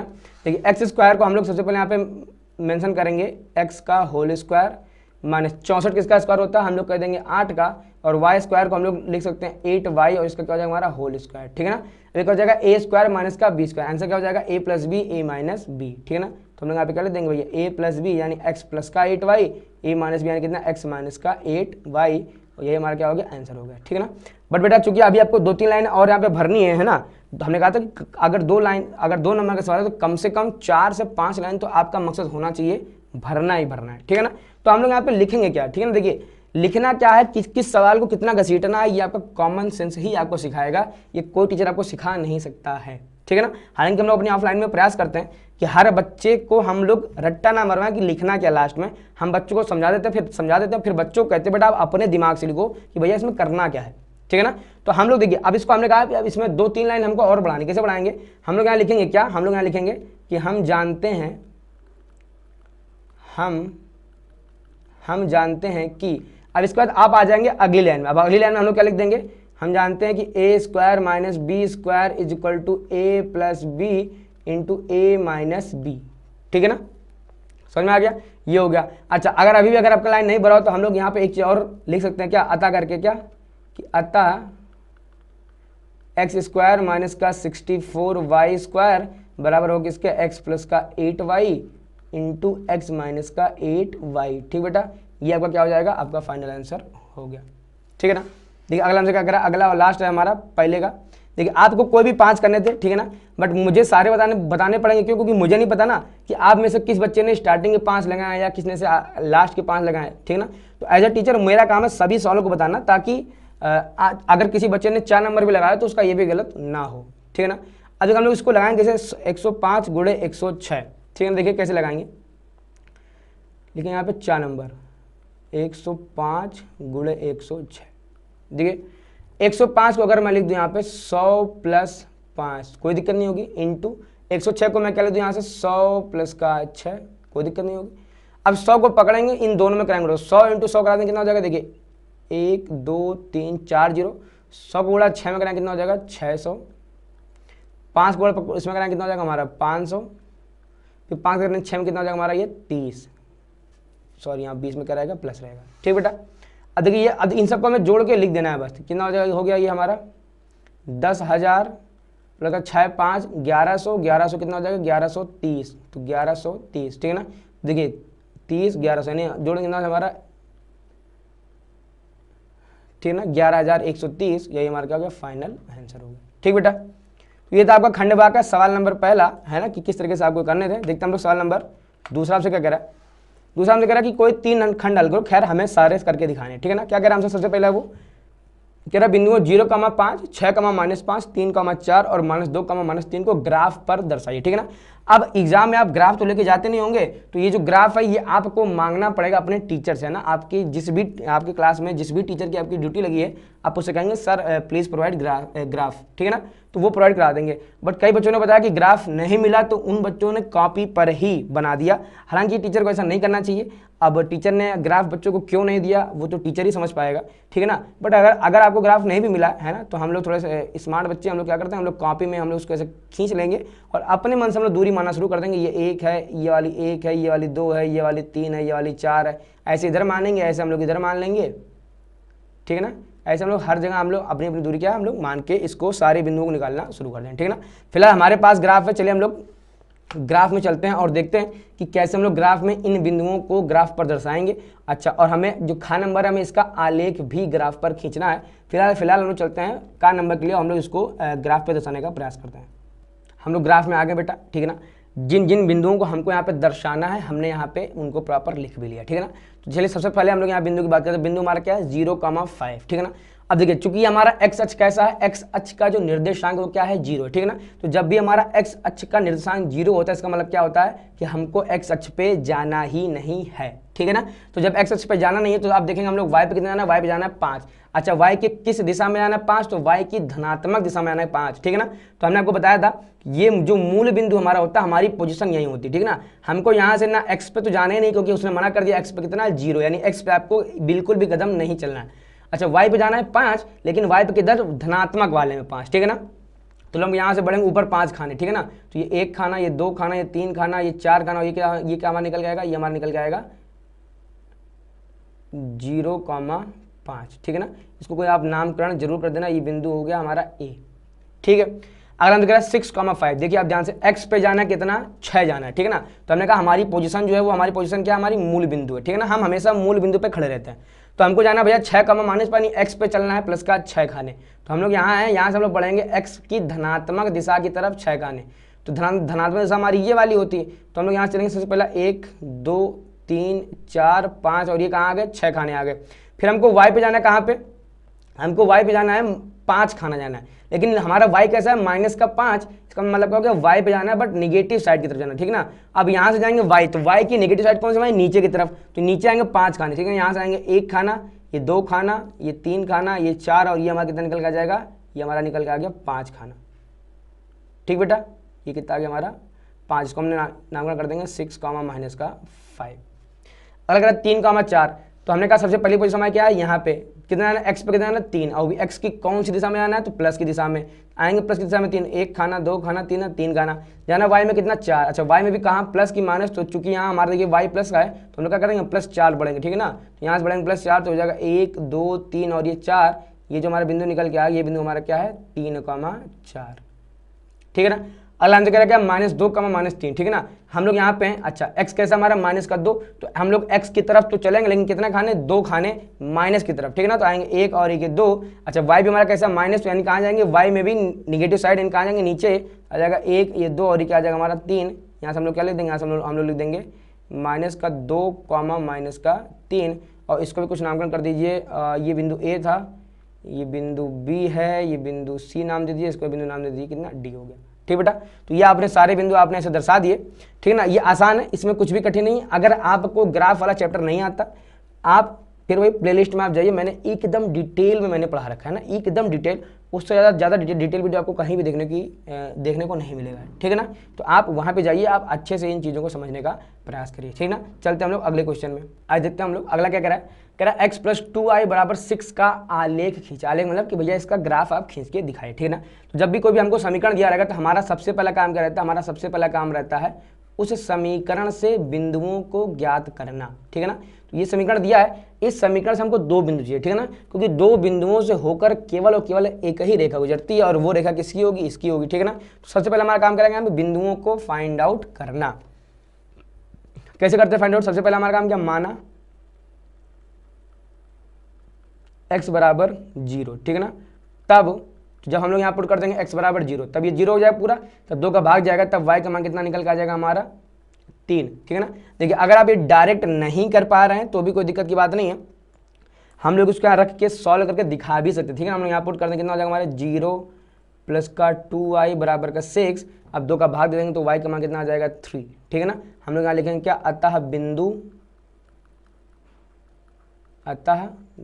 ठीक है ना। अब x और x और y का मान हमको मिल गया, तो सबसे पहले हम लोग क्या लिखते हैं x, y, पहले x लिखेंगे फिर y लिखेंगे, तो x कितना 0 फिर y कितना हमारा 3, बिंदु का निकल गया हमारा 0,3, ठीक है ना। आंसर हो गया, एक बिंदु हमको मिल गया, अभी हमको एक बिंदु और चाहिए, ठीक है ना। अब हम लोग क्या करें, अब हम लोग इस बार y को ही क्या मान लेते हैं, 0 हम लोग मान लेते हैं, ठीक है ना। हम लोग इस बार क्या मान लेंगे, माना अगेन y बराबर 0, तब अब y का मान हम लोग यहाँ पुट करेंगे, चलिए हम लोग यहाँ पे रखते हुए कितना हो जाएगी हमारी x प्लस का 2 इंटू 0 इज इक्वल टू 6, तो 2 इंटू 0 कितना हो जाएगा 0, ठीक है ना। यानी हमारे यहाँ से x का मान कितना निकल कर जाएगा, x बराबर 6, अतः बिंदु कितना निकल गया हमारे यहाँ से, अतः बिंदु कितना आएगा बेटा हमारे यहाँ से, पहले हम लोग क्या लिखते हैं, पहले हम लोग लिखते हैं x, तो हमारा x कितना यहाँ पे 6, फिर हमारा y कितना यहाँ से 0, तो क्या हो गया हमारा 6,0, ठीक है ना। अब इन दोनों बिंदुओं को हम लोग चलेंगे वापस कहाँ पे, ग्राफ में, इन दोनों बिंदुओं को ढूंढेंगे, ये दोनों बिंदु हैं कहाँ, जैसे ही ये दोनों बिंदु मिल जाएंगे उन दोनों बिंदुओं को मिलाते हुए एक रेखा खींच देंगे और हम लोग कर ले देंगे, वो हमारा x plus 2y is equal to 6 का हमारा वो ग्राफ हो गया, ठीक बेटा, x plus 2y is equal to 6 का। चलिए हम लोग चलते हैं ग्राफ में, चलिए हम लोग ग्राफ में आ गए और ग्राफ में देते हैं हम लोग सबसे पहले इन दोनों बिंदुओं को ढूंढते हैं हम लोग, ये दोनों बिंदु हमारे हैं कहाँ पर, ठीक है ना।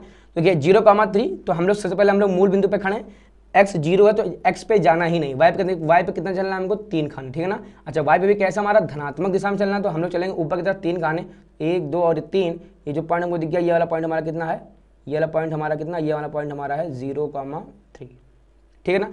अगला कह रहा है 6,0 यानी हमको x पे चलना है 6 खाने, वो भी कौन से भैया, धनात्मक, तो हम लोग चल देंगे तो हो जाएगा 1 2 3 4 5 6, ये वाला हमारा खाना निकल गया, ये वाला खाना हमारा कैसा है 6,0,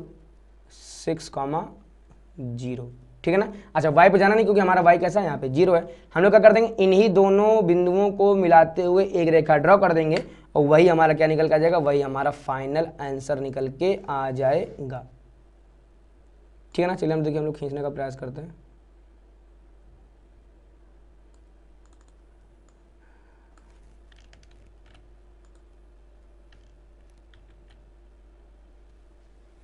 देखिए बेटा हमारी रेखा हल्की सी इधर से गई है ना, लेकिन आपके पास फुटा रहेगा, तो आप जब फुटा खींचेंगे तो आपका ये एग्जैक्ट इसी बिंदु से होके जाना चाहिए था, ठीक है ना। जो कि चूंकि हमारा इस बिंदु से होकर नहीं गया है तो इसलिए, लेकिन आपका ये बिंदु से इसी बिंदु से होकर जाना चाहिए था, ठीक बेटा।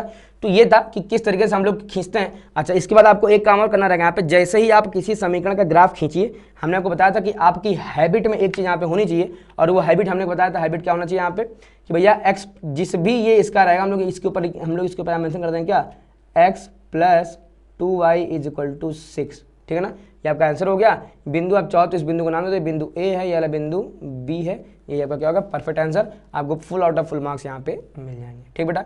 चलिए हम लोग देखते हैं अगला क्वेश्चन हमसे क्या कह रहा है, आइए हम लोग देखते हैं गा नंबर क्या कह रहा है भैया PQ, ये जो PQ हमको दिख रहा है ना, ये PQ और ये ST जो है ये हमारे कैसे हैं, ये हमारे पैरेलल हैं, कोण PQR है, ये वाला जो कोण दिया है ये कितना हमको दिया है 110 डिग्री, PQR कितना दिया है, PQR 110 है। अच्छा दो जगह PQR हो गया, ये वाला PQR नहीं होगा बेटा, ये कितना कोण TSR, ठीक है ना, ये कितना हो जाएगा, ये कोण PQR ना हो क्योंकि हमको क्या है यहाँ पे ये कोण TSR, ठीक है ना। देखिए अगर यहाँ पे गलती हो कोई दिक्कत नहीं, यहाँ पे ये 110 है, ये 130 है, कह रहा है कोण QRS, मतलब भैया ये वाला कोण आप फाइंड आउट करके उसको बता दो, ठीक है ना। तो सबसे पहले हमारा काम क्या है, PQ को हम लोग बढ़ा देंगे, ठीक है ना। सबसे पहले हमारा काम क्या है, यहाँ पे क्या हम लोग यहाँ पे करेंगे रचना गा नंबर, ठीक है ना। यहाँ पे क्या लिख देंगे हम लोग गा नंबर हम लोग क्या लिख देंगे यहाँ से रचना। सबसे पहले क्या है, PQ को बिंदु M तक बढ़ाया, PQ को बिंदु M तक बढ़ाया, ठीक है। थोड़ा सा हम लोग जगह बना लेते हैं, देखिए ठीक है। तो हम लोग चलिए इसको बढ़ाते हैं, हम लोग क्या करते हैं, हम लोग यहाँ से इसको ये हमने दे दिया भैया बिंदु M तक हमने बढ़ा दिया, ठीक है ना। अच्छा जो यहाँ कट कर रहा है ना इसको भी हम लोग चलिए एक नाम कर इसको भी कर देते हैं हम लोग, ये बिंदु हो गया हमारा A, ठीक है ना। बिंदु हमारा क्या हो गया, बिंदु A हो गया, ठीक है बेटा। अब हम लोग यहाँ पे लिखेंगे क्या, हल, ठीक है ना। अब हल में देखेंगे कितना हो जाएगा हमारा ये, देखिए लिख दें कोण पी क्यू आर, मतलब कि ये वाला कोण प्लस इसके इधर वाला कोण कितना, ये हमारा बना रहा है कोणों का रैखिक युग्म बना रहा है। हम लोग यहाँ पे लिख देंगे क्या कि कोण पी क्यू आर प्लस का कोण ए क्यू आर प्लस का कोण ए क्यू आर, ठीक है ना। कितना हो जाएगा हमारा 180 डिग्री। क्यों हो जाएगा, देखिए ये दोनों अगल बगल के कोण है, ये क्या बनाएगा हमारा कोणों का रैखिक युग्म। ठीक बेटा, आपको प्रॉपर इसी तरीके से लिखना था एग्जाम में। अगर आप ऐसे प्रॉपर कारण बताते हुए अगर आप चलेंगे कि ऐसा हमने क्यों किया, ठीक है ना, तो ही आपको full out of full marks मिलेंगे। ठीक है ना, सबसे पहले क्या किया, रचना, फिर हमने क्या किया, हल किया। ठीक है ना, तो ये हमारा हो गया कोणों का रैखिक युग्म। ठीक है ना, देखिए पी क्यू आर का मान हमको कितना यहाँ से पता है, पी क्यू आर हमको पता है यहाँ से कितना 110 डिग्री। हम लोग यहाँ पे पुट कर देंगे 110 डिग्री प्लस का कोण ए क्यू आर, तो ये हमारा ऐसे ही रहेगा, बराबर कितना हो जाएगा हमारा 180 डिग्री। तो भैया ये उधर जाकर घट जाएगा, कितना आ जाएगा यहाँ से कोण ए क्यू आर कितना निकल कर जाएगा हमारा ये 70 डिग्री। ठीक है ना, इसको बनाए क्वेश्चन नंबर 1। ठीक बेटा, ये होगा 70 डिग्री। अब हम लोग ध्यान से देखेंगे, अगर ये वाला हमारा 130 है, ठीक है ना, कोण टी एस ए, देखिए ध्यान से, कोण टी एस ए ये बराबर हमारा हो जाएगा किसके, कोण एस ए क्यू के, कितना हो जाएगा बराबर हमारा 130 डिग्री। ठीक है ना, अच्छा ये हमारा क्यों हो जाएगा 130 डिग्री, देखिए ये वाला जो है वो इसके बराबर होगा। क्यों, क्योंकि ये हमारे कैसे एकांतर कोण, कैसे हैं हमारे ये हैं एकांतर कोण, ये हमारे कैसे हैं एकांतर कोण। ठीक है ना, एस ए क्यू। ठीक है ना, अच्छा अब हम लोग अगर हम लोग यहाँ पे देखिए मेंशन करते हैं भैया ये एस ए क्यू, ये वाला कोण और प्लस ये वाला कोण क्या हो जाएगा, ये वो कोण प्लस ये ऊपर नीचे वाला कोण, ये भी कैसा हमारा कोणों का रैखिक युग्म बना रहा है। ठीक है ना, हम लोग यहाँ पे लिख देंगे क्या कि कोण एस ए क्यू प्लस का कोण आर ए क्यू प्लस का कोण आर ए क्यू बराबर कितना हो जाएगा 180 डिग्री। क्यों, अगेन वही कोणों का रैखिक युग्म, कोणों का रैखिक युग्म। ठीक बेटा, हो गया। अब देखिए ऐसे क्यों अभी हमने यहाँ से निकाला कितना, ये हमारा निकल के आया 130 डिग्री। ठीक है ना, यहाँ पे हम लोग पुट कर देंगे कितना 130 डिग्री प्लस का आर ए क्यू नहीं पता तो हम लोग यहाँ पे लिख देंगे बराबर कितना हो जाएगा 180 डिग्री। तो ये उधर जाएगा माइनस हो जाएगा, यानी एंगल आर ए क्यू कितना निकल के आएगा हमारा, ये 50 डिग्री निकल के आ जाएगा समीकरण नंबर 2 से। ठीक है ना, अब देखिए ध्यान से, अगर मैं आपसे कह दूं यहाँ पे कि आप ध्यान से देखिए त्रिभुज क्यू आर ए, ठीक है, हम लोग यहाँ लिखेंगे त्रिभुज क्यू आर ए में, ठीक है ना, क्या हो जाएगा, देखिए कोण ए क्यू आर यानी ये वाला कोण ए क्यू आर प्लस ये वाला कोण का नाम क्या है, कोण आर ए क्यू, इस कोण का नाम कितना है, कोण आर ए क्यू प्लस ये वाला कोण क्या, कोण क्यू आर ए, कोण क्यू आर ए बराबर कितना हो जाएगा हमारा 180 डिग्री। अच्छा ऐसा क्यों होगा, तो हम लोग अगेन हम लोग यहाँ पे इनको भैया कारण बताएंगे क्या, कि त्रिभुज के तीनों कोणों का योग,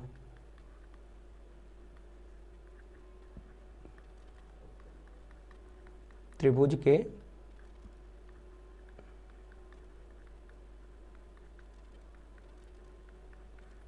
के तीनों कोणों का योग। ठीक है ना, अब देखिए ध्यान से, हमने यहाँ पे कुछ ना कुछ तो मान हमने यहाँ पे निकाले, उन सभी मानों को हम लोग यहाँ पुट कर देंगे ध्यान से।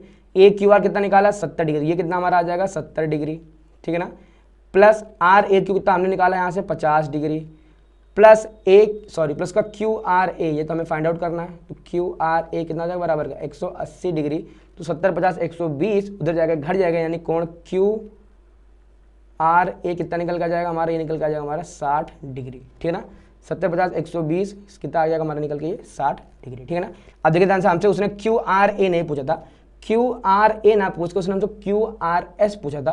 तो जितना क्यू आर ए है उतना ही कोण क्यू आर एस है। हम लोग यहाँ पे क्या लिख देंगे, परंतु लिख देंगे यहाँ से, परंतु कोण क्यू आर ए जो है यानी ये बराबर है किसके, कोण क्यू आर एस के, कितना हो जाएगा बराबर 60।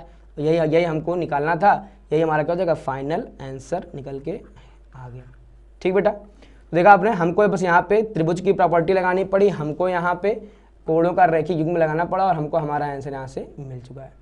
ठीक है ना, देखते अगला हमारा क्या है, घ नंबर सवाल हमसे क्या कह रहा है, कह रहा है त्रिभुज ए बी सी और त्रिभुज डी बी सी एक ही आधार बी सी पर दो समद्विभाजित त्रिभुज हैं, तो सिद्ध कीजिए कि अच्छा हमको यहाँ सिद्ध करने को, अच्छा यहाँ पे टाइप नहीं हुआ है, ठीक बेटा। देखिए ध्यान से हमको यहाँ पर सिद्ध क्या करना है ना, हमारे पास पेपर है, मैं आपको दिखा दूँ पेपर में, मैं एक बार चेक कर लेता हूँ पेपर में। देखिए हमको सिद्ध करना है, कह रहा है ए बी डी और ए सी डी बराबर है, ठीक है ना। यहाँ पे क्या सिद्ध करना है मैं यहाँ पे लिख दे रहा हूँ कि भैया सिद्ध करना है कि कोण ए बी डी ये बराबर है हमारा कोण ए सी डी के, और ये हम लोगों को सिद्ध करके लाना है, ठीक है ना। एक देखिए यहाँ पे प्रिंटिंग मिस्टेक और हो गई है ना, जिसने पेपर टाइप किया है ये उन्होंने ध्यान नहीं दिया, ठीक ना। देखिए ध्यान से यहाँ पे समद्विभाजित ना होकर ये कैसा त्रिभुज दिया आपका, समद्विबाहु त्रिभुज आपको ऐसा गिवन है, ठीक बेटा। ये हमारा कैसा त्रिभुज ए बी सी है ना, दूसरे का अंग नंबर दूसरे का घा नंबर सबसे लास्ट क्वेश्चन है ये आपका, ठीक है ना। तो त्रिभुज ए बी सी तथा त्रिभुज डी बी सी एक ही आधार बी सी पर दो समद्विबाहु त्रिभुज हैं, तो सिद्ध कीजिए कि ए बी डी जो है वो बराबर है किसके, ए सी डी के, ठीक है ना। देखिए हम लोग सिद्ध कैसे करेंगे यहाँ पे, सबसे पहले हमारा काम है यहाँ पे देखिए हल, क्या लिखेंगे हम लोग यहाँ पे, हम लोग लिखेंगे त्रिभुज ए बी सी में, ठीक है ना, ए बी बराबर ए सी, अच्छा ऐसा क्यों, तो हम लोग यहाँ पे मेंशन कर देंगे भैया ऐसा दिया है, गिवन है, ठीक है ना। अब देखिए ध्यान से ए बी का सम्मुख कोण कौन सा हो जाएगा, कोण ए सी बी बराबर हो जाएगा ए सी का सम्मुख कोण भाई इसका, देखिए इस ए बी के सामने वाला कोण कौन सा है, ये वाला, तो यानी ये वाला जो कोण है वो बराबर हो किसके, ये इसके सामने वाला कोण ये वाले के, कोण ए सी बी बराबर कोण ए बी सी के, ठीक है ना, कोण ए बी सी के। अच्छा ऐसा क्यों हुआ, तो हम लोगों को यहाँ पे लिखना पड़ेगा कि त्रिभुज की बराबर भुजाओं के सम्मुख कोण, ठीक है ना।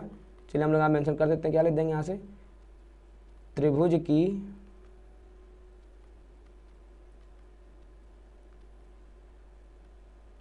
बराबर भुजाओं के सम्मुख कोण, ठीक बेटा। देखिए आपको ये लिखना ही पड़ेगा, अगर आप सोचते होंगे ना कि ये बिना लिखे हमारा काम चल जाएगा तो काम ही चलेगा, परफेक्ट काम नहीं हुआ है आपका, ठीक है ना। तो त्रिभुज की बराबर भुजाओं के सम्मुख कोण, अगर और अच्छा लिखना चाहते हो तो आप कह त्रिभुज की बराबर भुजाओं के सम्मुख कोण बराबर होते हैं, ठीक है ना, वो भी आपका सही है, बन गया आपका इक्वेशन नंबर 1, ठीक है ना। ऐसे हम लोग यहाँ पे क्या ले देंगे, त्रिभुज बी डी सी में, इसमें क्या हमको गिवन है, हमको यहाँ से गिवन है बी डी बराबर सी डी, ये भुजा इस भुजा के बराबर गिवन है, क्यों, हम लोग यहाँ पे लिख देंगे अगेन, ये क्या भैया ये दिया है, हो गया। अब फिर से भाई बी डी बराबर सी डी क्या है भैया, तो बी डी के सामने इस देखिए इसके सामने कौन सा कोण है, अब इसके सामने कोण है आपका ये वाला, इसका नाम क्या है, कोण बी सी डी, ठीक है ना। तो इसके जस्ट सामने हमारा कौन सा कोण है, कोण बी सी डी बराबर किसके, देखिए अब इसके सामने कौन सा कोण हमारा ये, यानी कोण सी बी डी बराबर में कोण सी बी डी, ठीक है ना। अच्छा ऐसा क्यों, अगेन हम लोग यहाँ पे लिखेंगे त्रिभुज की बराबर भुजाओं के सम्मुख कोण, ठीक है ना। देखिए अगर हम यहाँ पे लिखेंगे तो क्या वीडियो लंबी होती चली जाएगी, ठीक बेटा। तो हमने यहाँ पे लिख दिया क्या कि ये दोनों कोण बराबर है। अब देखिए ध्यान से, अगर हम दोनों पक्षों में कोण ए सी बी जोड़ दें, ये जो भी हमने निकाला हम लोग यहाँ पे क्या लिख दें, हम लोग यहाँ पे लिख दें, देखिए दोनों पक्षों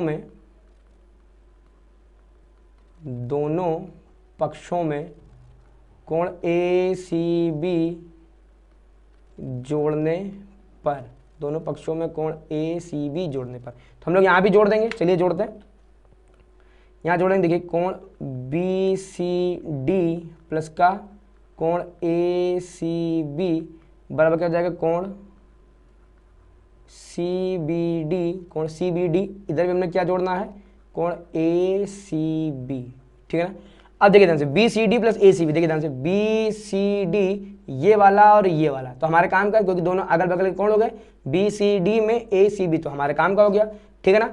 अब इधर ध्यान से देखेंगे, इधर क्या हमारा कह रहा है, इधर सी बी डी, यानी इस वाले में ए सी बी, अब इस वाले में ये वाला जोड़ेंगे तो क्या काम है, कुछ नहीं, यानी इस वाले में हमको ये वाला कोण जोड़ना पड़ेगा, तो जोड़ेंगे कैसे, देखिए अभी हमने यहाँ लिखा है कि भैया ये वाला कोण जो है वो बराबर है किसके, ये वाले कोण के, ठीक है ना। तो हम लोग भैया क्या करेंगे, इसका मतलब क्या हो गया कि ए सी बी की जगह, यहाँ ए सी बी की जगह हम लोग क्या लिख देंगे, यहाँ से कोण, देखिए सी बी डी तो हमारा ऐसे ही रहेगा। अब ये वाले ए सी बी की जगह हम लोग क्या लिख देंगे, ए बी सी, ठीक है ना। और इधर वाला कोण अभी भी आप ऐसे ही रहने दीजिए, ठीक है ना।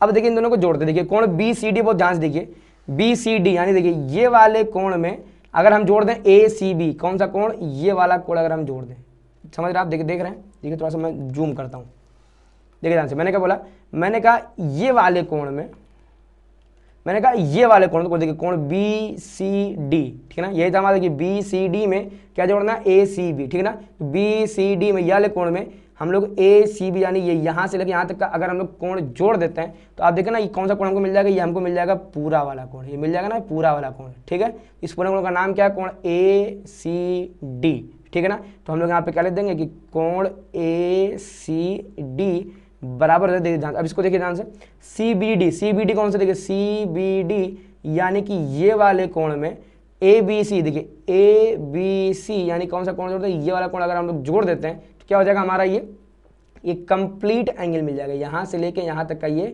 कंप्लीट एंगल, इसका नाम क्या, ए बी डी, ठीक है ना। हम लोग यहाँ पे ले देंगे क्या, कोण ए बी और ये क्या हो जाएगा हमारा डी हो जाएगा, ठीक है ना। उम्मीद आपको समझ में आ गया होगा, ठीक है ना। और देखिए हमको यही प्रूव करना था, देखिए ध्यान से, ए बी डी और ए सी डी बराबर है, देखिए ए बी डी और ए सी डी बराबर है, हमको यही तो प्रूव करके लाना था। हम लोग यहाँ पे क्या लिख देंगे, हैंस प्रूव्ड, हैंस प्रूव्ड, ठीक बेटा। तो ये आपका प्रॉब्लम नंबर सेकंड हो गया है, सेकंड के सारे पार्ट मैंने आपको बता दिए। देखते हैं हम लोग चलते हैं प्रॉब्लम नंबर थर्ड पे, क्या कह रहा है, कह रहा है कि 3 खंडों को हल करिए, बट हमको तो सारे कर रहे हैं, आपको यहाँ पे केवल 3 खंड हल करने थे। किसी त्रिभुज के तीनों कोणों का योग 180 डिग्री होता है, तो सिद्ध कैसे करेंगे, देखिए बहुत ही इसका आसान है प्रूविंग, देखिए चलो हम लोग इधर बनाते जगह। तो किसी त्रिभुज के तीनों कोणों का योगफल कितना होता है, 180 डिग्री, ठीक है ना। सबसे पहले हम यहाँ लिखेंगे, हेडिंग डालेंगे का नंबर। सबसे पहले आप यहाँ पे एक फिगर बनाइए, फिगर ड्रॉ करेंगे इसका, एक ट्रायंगल का हम लोग फिगर यहाँ पे ड्रॉ करेंगे, ठीक है ना। तो हमने यहाँ पे एक साइड में, ठीक है ना, हमने ये एक फिगर यहाँ पे ड्रॉ कर लिया। अब हमारा काम क्या है, हमको यहाँ पे कुछ ना कुछ वैल्यू गिवन है, ठीक है ना। तो सबसे पहले हम लोग यहाँ लिख देंगे क्या, दिया है, ये प्रमेय है बेटा। देखिए ये जो सवाल नंबर पहला हमको आया प्रूव करने को, ये प्रमेय है कि सिद्ध कीजिए त्रिभुज के तीनों कोणों का योग 180 डिग्री होता है, ये क्या है, प्रमेय है, ठीक है ना। तो चलिए हमने नामकरण कर दिया, ये हमारा ए है, ये हमारा बी है, ये हमारा क्या है, पॉइंट सी, ठीक है ना। हमने यहाँ पे लिख दिया क्या, दिया है त्रिभुज ए बी सी, बस इतने हमको गिवन है, कोई भी त्रिभुज है तो दिया है क्या, एक त्रिभुज ए बी सी। हमको यहाँ पे सीधे क्या करना है, हम लोग यहाँ पे अगेन हेडिंग डालेंगे अपनी, क्या हेडिंग क्या हमारी यहाँ से, कि सिद्ध करना है। तो सिद्ध करना है तो भाई साहब क्या सिद्ध करना है, कि कोण ए प्लस का कोण बी प्लस का कोण सी इज इक्वल टू 180 डिग्री, ये हमको सिद्ध करके लाना है, ठीक है ना। सबसे पहले, अब इससे पहले कि हम लोग हल करने चले ना, हमको एक यहाँ पे छोटी सी रचना करनी पड़ेगी, ठीक है ना। तो हम लोग यहाँ हेडिंग डालेंगे क्या, रचना। अब रचना में देखिए हमको करना क्या है, रचना में हम लोग एक काम करते हैं कि सबसे पहले हम लोग एक यहाँ से एक लाइन ड्रॉ करते हैं, ठीक है ना। हम लोग यहाँ से एक लाइन ड्रॉ करेंगे, बिंदु ए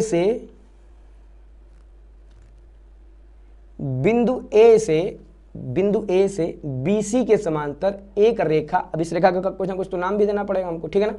तो चलिए नामकरण भी कर ही देते हैं, ठीक है ना। तो हमने चलिए इसका नामकरण कर दिया, ये हो गया हमारा रेखा, ये हो गया पॉइंट P, है ना। इस किरण के ऊपर ये कोई पॉइंट P हो गया, और इस किरण के ऊपर ये वाला कोई पॉइंट क्या हो गया हमारा, Q हो गया, ठीक है ना। तो हम लोग क्या लिख देंगे, बिंदु A से, ठीक है ना, PQ पैरेलल BC खींचा, PQ पैरेलल BC खींच दिया हमने, ठीक है ना। अब इसके आगे से हमारा क्या शुरू हो जाएगा, अब इसके आगे हमारा हल शुरू हो जाएगा, और हल बहुत ही आसान है। क्या करेंगे, सबसे पहला काम देखिए ध्यान से, अगर हम लोग यहाँ पे लिख दें कि भैया कोण, या एक काम करें थोड़ा सा और, अगर हम लोग इसको अच्छे से लिखना चाहते हैं तो हम लोग क्या लिख देंगे, यहाँ पे लिखेंगे क्या, कि चूंकि PQ समांतर है किसके, BC के, अतः कोण PAB बराबर होगा कोण ABC के। क्यों होगा, ब्रैकेट में कारण देंगे क्या भैया, ये हमारे कैसे हैं, एकांतर कोण हैं। कैसे कोण हमारे, ये एकांतर कोण हैं, ठीक है ना। इक्वेशन नंबर 1, ठीक है ना। इसी प्रकार देखिए ध्यान से, कोण QAC बराबर होगा कोण ACB के, इक्वेशन नंबर 2 होगा। बट ये भी क्यों होगा, तो हम लोग यहाँ पे मेंशन करेंगे क्या भैया, ये भी हमारा क्या है, एकांतर कोण है, ठीक है ना। अब हम लोग लगाएंगे क्या,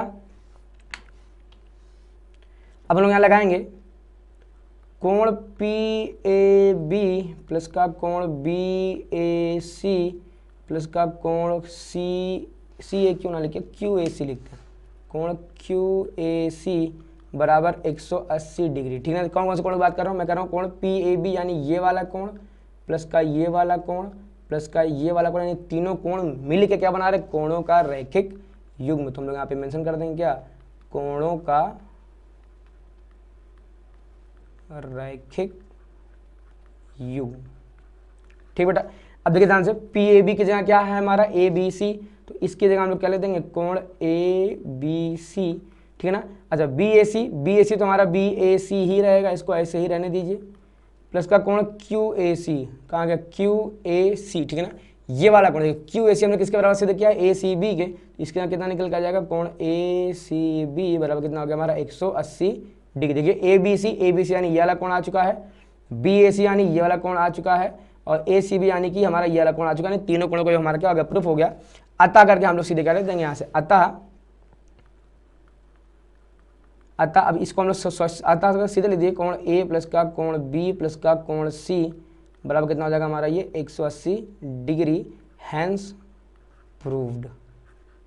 ठीक बेटा, उम्मीद आपको समझ में आ गया होगा। सवाल बहुत इजी था, है ना, छोटा सा आपको रचना करना था, बस बाकी सारा सवाल हो जाता।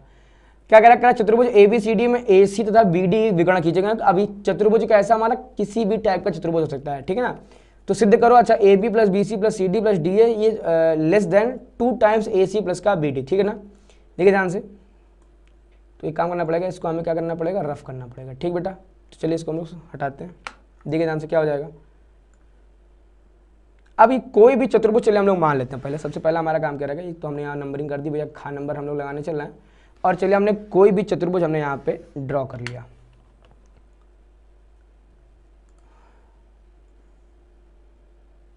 ठीक है ना, आप अपने मन से ये मान के नहीं चल सकते कि ये वर्ग है, कि आयत है, कि समचतुर्भुज है, कि समांतर चतुर्भुज है, या फिर ये कुछ और है। आप ऐसा कुछ भी मानने वाले यहाँ पर नहीं हैं। ठीक है ना, आपके लिए बस ये एक क्या है, ये एक चतुर्भुज है भैया, ये ए है, ये बी है, ये सी है, और ये क्या है हमारा डी है।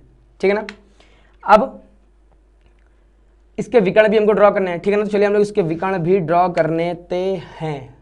ठीक है ना, तो भैया ये ए से पकड़ा और सी पे लेके गया, ये हमारा क्या होगा विकर्ण, और भैया इस बी को पकड़ेंगे और इस डी तक लेके जाएंगे, ये हमारा क्या हो जाएगा इसका विकर्ण। ठीक है ना, हमने क्लिक कर दिया, मतलब सॉरी हमने खींच दिया। अब हमारा काम क्या है, क्या दिया है, क्या सिद्ध करना है, और अगर कुछ रचना हो तो रचना करें, वरना सीधे हल। ठीक है ना, तो हम लोग यहाँ पे क्या लिख देंगे, यहाँ पे लिख देंगे सीधे दिया है। तो कितना दिया है, ये हमको गिवन है चतुर्भुज ए बी सी डी, चतुर्भुज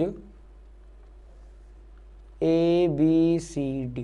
ठीक है ना, थोड़ा सा आप चित्र को दूर बनाइएगा। ठीक है ना, क्योंकि चित्र और ये लिखने वाली चीजें आपस में मिक्स ना हो जाए। ठीक है बेटा, दिया हो गया हमारा। अब सीधे क्या हमारा सिद्ध करना है, तो सिद्ध जो करना है वो आप लोग लिख देंगे यहाँ पे, क्या सिद्ध करना, क्या सिद्ध करना है, ये पूरा सिद्ध करना है। तो आपको ये पूरी आप यहाँ पे लाइन उतार दीजिएगा, है ना, जो सिद्ध करना है आपको। ठीक है ना, ये पूरा यहाँ से लेके यहाँ तक। ठीक है ना, सीधा हमारा अगला काम क्या हो जाएगा, हल। ठीक बेटा, हमको जो प्रूफ करना है, अगर आपके दिमाग में अगर वो चलता रहेगा ना कि हमको ये प्रूफ करके लाना क्या है, ठीक है ना, तो ये सवाल आपके लिए आसान है। अगर आपके दिमाग में ये नहीं रहेगा कि लाना क्या है, तो ये सवाल आपके लिए कठिन है। ठीक है ना, देखिए हम लोग यहाँ पे लिखेंगे कि चूंकि AC व BD, चूंकि AC व BD चतुर्भुज के विकर्ण हैं। क्या है ये, चतुर्भुज के विकर्ण हैं, इसलिए अब अगर ये विकर्ण होंगे, देखिए ध्यान से, AC चूंकि विकर्ण है तो AC जो है वो चतुर्भुज की भुजा, किसी भी भुजा से हमेशा बड़ा ही निकल गया। मतलब AC जो है वो AB से भी बड़ा होगा, AC जो है वो BC से भी बड़ा होगा, AC जो है वो CD से भी बड़ा होगा, AC जो हमारा DA से भी बड़ा होगा। इसलिए AC व BD चतुर्भुज की भुजाओं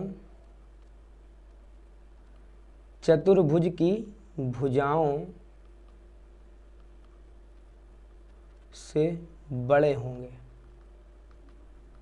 ठीक है ना, चतुर्भुज की भुजाओं से बड़े होंगे। ठीक है ना, कहने का मतलब अर्थात, देखिए ध्यान से, अर्थात करके क्या करेंगे हम लोग, अर्थात ये जो हमारा AC है, जो हमारा AC है वो बड़ा होगा हमारा AB से, ये जो हमारा AC है वो बड़ा होगा हमारा BC से, फिर ये जो हमारा AC है ये बड़ा होगा हमारा C, बराबर नहीं आएगा, ये जो हमारा AC है वो बड़ा होगा हमारा किससे, CD से, और ये जो हमारा AC है वो हमारा बड़ा होगा किससे, DA से। किससे बड़ा होगा हमारा ये, DA से। ठीक है ना, इक्वेशन नंबर ये बनाइए, इसको 1, इसको बनाइए 2, इसको बनाइए 3, इसको बनाइए 4। क्या करते हैं हम लोग यहाँ समीकरण 1, 2, 3 व 4 को जोड़ने पर। ठीक है ना, जैसे हम लोग इन सबको जो हम लोग यहाँ पे लिखेंगे समीकरण 1, 2, 3 व 4 को जोड़ने पर, जैसे हम लोग जोड़ देंगे AC कितना हो जाएगा हमारा, ये हमारा हो जाएगा 4AC। अच्छा ये अभी भी बड़ा रहेगा किससे, 4AC बड़ा रहेगा AB plus BC plus CD plus DA से। यहाँ लिख देंगे क्या, AB plus BC plus CD plus DA से। ठीक है ना, ये हमारा AC जो रहेगा वो हमारा इन सबसे बड़ा रहेगा, ये रहेगा ही रहेगा। ये हम इसको बनाए समीकरण नंबर 5। ठीक है ना, इसी प्रकार हम लोग क्या लिख देंगे, हम लोग यहाँ पे लिख देंगे क्या अगली बार, इसी प्रकार। ठीक है ना, इसी प्रकार क्या हो जाएगा हमारा, इसी प्रकार जो हमारा जो BD है, ये जो हमारा BD दिख रहा है हमको, वो भी हो जाएगा कि इसी पर भैया जो हमारा 4 टाइम्स BD है वो भी बड़ा हो जाएगा किससे, AB plus BC plus CD plus DA से। ठीक है ना, हमारा ये भी क्या हो जाएगा, बड़ा निकल के आएगा ही आएगा। ठीक बेटा, अब देखिए हम लोग कर क्या देंगे यहाँ से, इसको बना समीकरण नंबर 6। अब हम लोग यहाँ पे ऐड कर देंगे इसको, समीकरण 5 व समीकरण 6 को जोड़ने पर। तो समीकरण 5 व समीकरण 6 को जोड़ने पर, ठीक है ना, जिसे जोड़ेंगे इधर वाला जुड़ेगा, इधर वाले से जुड़ेगा। ठीक है ना, तो 4AC 4BD जुड़ जाएगा, कितना हो जाएगा हमारा, ये हमारा हो जाएगा 4AC प्लस का 4BD, ये बड़ा होगा, किससे बड़ा होगा, अब ये सब आपस में जुड़ जाएंगे। देखिए AB 2AB, BC 2BC, CD 2CD, DA 2DA, कितना हो जाएगा यहाँ से, ये हमारा हो जाएगा 2AB प्लस का 2BC प्लस का 2CD प्लस का 2 टाइम्स DA। ठीक है ना, 4 यहाँ से कॉमन लेंगे, कितना बन जाएगा यहाँ से, 4 टाइम्स AC प्लस का BD ग्रेटर देन 2 यहाँ से कॉमन ले लेंगे, कितना बन जाएगा यहाँ से, AB प्लस का BC प्लस का CD प्लस का DA। ठीक बेटा, अब देखें ध्यान से, इस 2 से वाला 4 कट जाएगा, कितना बचेगा यहाँ पे 2। ठीक है ना, तो यहाँ से कितना हो जाएगा 2 टाइम्स AC प्लस का BD इज इक्वल टू नहीं आएगा, ग्रेटर देन किससे रहेगा हमारा ये, AB प्लस का BC प्लस का CD प्लस का DA। ठीक है ना, और हमको कुछ इसी टाइप का प्रूव करना। देखिए ध्यान से, 2AC प्लस BD, देखिए ध्यान से, देखिए यहाँ थोड़ा सा उल्टा लिखा, पहले AB plus BC plus CD plus DA is less than equal to क्या है, is less than 2AC plus का BD। तो अगर हम लोग लेस देन के रूप में लिखना चाहे तो हम लोग इसको कैसे लिख देंगे, यहाँ से हम लोग लिख देंगे क्या, AB plus BC plus CD plus DA, ये लेस देन होगा किससे हमारा, 2 टाइम्स AC प्लस का BD से। ठीक है ना, 2 टाइम्स AC प्लस का BD से, और हमको यही प्रूव करना था। हम लोग यहाँ पे क्या कर देंगे, हम लोग सीधे यहाँ लिख देंगे क्या, हैंस प्रूव्ड लिख देंगे। ठीक बेटा, देखा आपने, सवाल इजी था, बशर्ते आपको बस ये पता हो कि यहाँ पे हमको करना कैसे है। तो उम्मीद करता है आपको ये वाला सवाल समझ में आ गया होगा। ठीक है ना, देखते हैं हम लोग अगला हमसे क्या कह रहा है। देखिए, कृपया सिद्ध कीजिए कि समचतुर्भुज के जो विकर्ण होते हैं वो परस्पर लंब होते हैं। समचतुर्भुज के विकर्ण परस्पर लंब होते हैं। चलिए हम लोग इसको करने का प्रयास करते हैं। ये प्रॉब्लम नंबर गा। सबसे पहले हमारा काम क्या रहेगा, यहाँ पे एक समचतुर्भुज का निर्माण करना। ठीक है ना, तो चलिए हमने ये एक समचतुर्भुज मैंने यहाँ पे ड्रॉ कर लिया है। ठीक है ना, अब हमको अच्छा करना है क्या, इसके विकर्ण। तो चलिए विकर्ण भी हमको ड्रॉ करने हैं, तो चलिए विकर्ण ड्रॉ कर लेते हैं। हम लोग यहाँ से इस पॉइंट पे जाएंगे इधर, ठीक है ना, फिर हम लोग जाएंगे इस पॉइंट से हम लोग जाएंगे इधर। ठीक है ना, ये विकर्ण होगा। हमको सिद्ध करना है कि विकर्ण परस्पर लंब होती है। ये जो विकर्ण है ये एक दूसरे के ऊपर लंब है। लंब का मतलब क्या हो गया हमारा, कि भैया ये और ये 90 डिग्री है, हमको ये सिद्ध करके लाना है। ठीक है ना, कैसे लाएंगे, देखिए आसान काम है।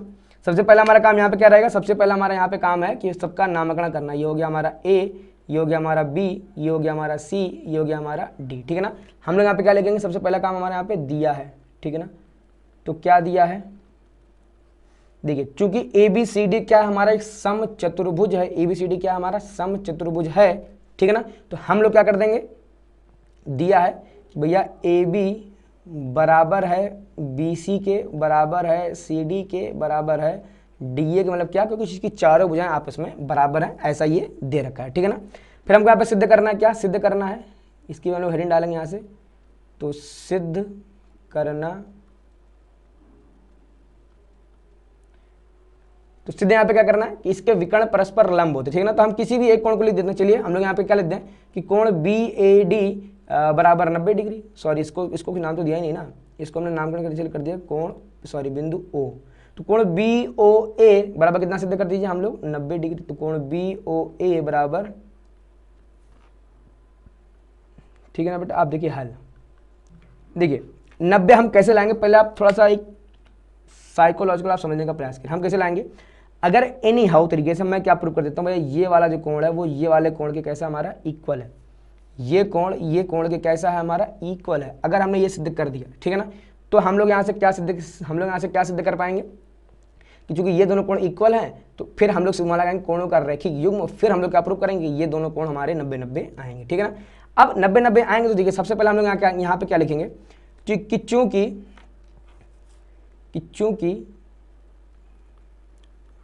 चूंकि समचतुर्भुज के विकर्ण,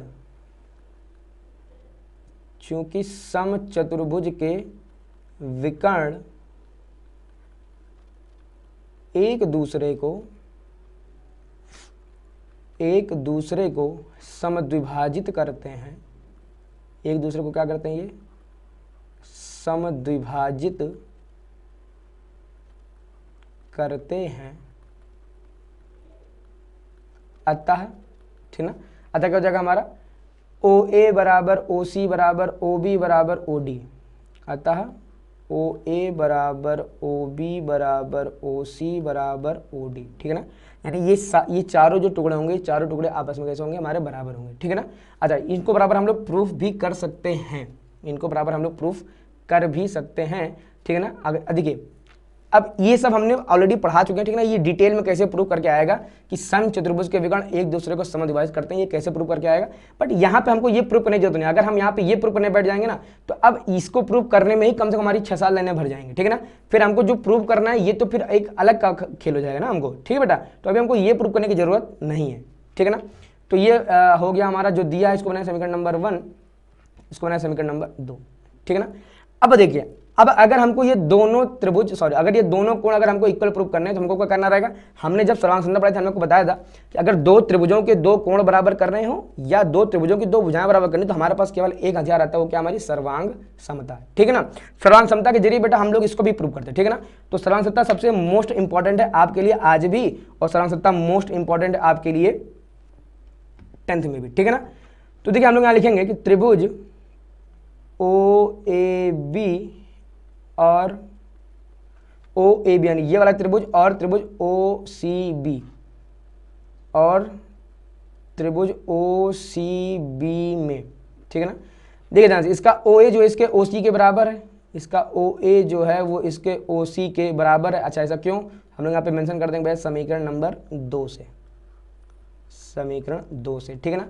अच्छा, ओ बी तो चलिए उभयनिष्ठ है, तो हम लोग यहाँ लिख देंगे क्या, ओ बी बराबर ओ बी। अच्छा, ऐसा क्यों, तो हम लोग यहाँ पे फिर से मेंशन कर देंगे क्या, ये उभयनिष्ठ, ठीक है ना। अच्छा, ए बी और बी सी आपस में बराबर है, ए बी और बी सी आपस में बराबर। अच्छा, ये बराबर क्यों है, क्योंकि अगेन ये सम चतुर्भुज है ना, यानी कि इसके चारों भुजाएं बराबर होती हैं। तो हम लोग क्या लिख देंगे, आप चाहो लिखो तो समीकरण 1 से आप क्या लिख दो, सम चतुर्भुज की चारों भुजाएं बराबर होती हैं, ठीक है ना। हम लोग यहाँ पे लिख देंगे क्या, समीकरण 1 से। आप कुछ भी लिखो, यहाँ पे दिक्कत होने वाला नहीं है, ठीक बेटा। यानी हमारा क्या हो गया, त्रिभुज ओ ए बी सर्वांगसम निकल के आ गया है त्रिभुज। हमने कहा था ये जब भी लिखेंगे थोड़ा सा रुकेंगे, ठीक है ना। तो ओ ए बी जो हमारा सर्वांगसम वो किसके हमारा है, त्रिभुज ओ सी बी के, ओ सी बी के पक्का नहीं, तो ये हो जाएगा हमारा ओ बी सी के। देखिए कैसे, बहुत ध्यान से देखिए, देखिए ओ ए बराबर हमारा किसके आना चाहिए, ओ सी के। तो चलिए थोड़ा सा इसको हम सही कर ही लेते हैं, ओ ए बराबर किसका आना चाहिए हमारा, ओ सी के। फिर ए बी बराबर हमारा आना चाहिए सी बी या बी सी के, एकदम ठीक है, कोई दिक्कत नहीं है। और ओ बी हमारा जो कॉमन है, ठीक है ना, एकदम सही लिखा है, ठीक है ना। अच्छा, कैसे आ गया, तो हम लोग यहाँ पे मेंशन करें क्या, साइड साइड साइड सर्वांग समता से, साइड साइड साइड सर्वांग समता से, ठीक है ना। जैसे हमारे ये दोनों कोण क्या होगा, हमारे ये जैसे हमारे ये दोनों त्रिभुज कैसे हो गए, सर्वांगसम हो गए। हम लोग क्या कर देंगे, यहाँ से लिख देंगे कि कोण ए ओ बी बराबर हो गया कोण सी ओ बी के। कैसे, हम लोग लिख देंगे क्या, सी पी सी टी से, ठीक है ना। सी पी सी टी ना लिखना हो तो हम लोग, आप चाहो तो आप ये भी लिख सकते हो सी पी सी टी के अलावा कि सर्वांगसम त्रिभुजों के संगत कोण बराबर होते हैं, ठीक है ना। जैसे हमारा ये आ गया, अगेन हम लोग इसको क्या बना देंगे, अगेन हम लोग इसको बना देंगे इक्वेशन नंबर 3, ठीक है ना। अब आप ध्यान से देख लीजिए, थोड़ा सा देखिए ध्यान से, ये वाला कोण प्लस का ये वाला कोण भैया कोणों का रैखिक युग्म बना रहे हैं, ठीक है ना। यानी कोण ए ओ बी प्लस का कोण सी ओ बी, ठीक है ना। तो हम लोग यहाँ पे लिख देंगे क्या,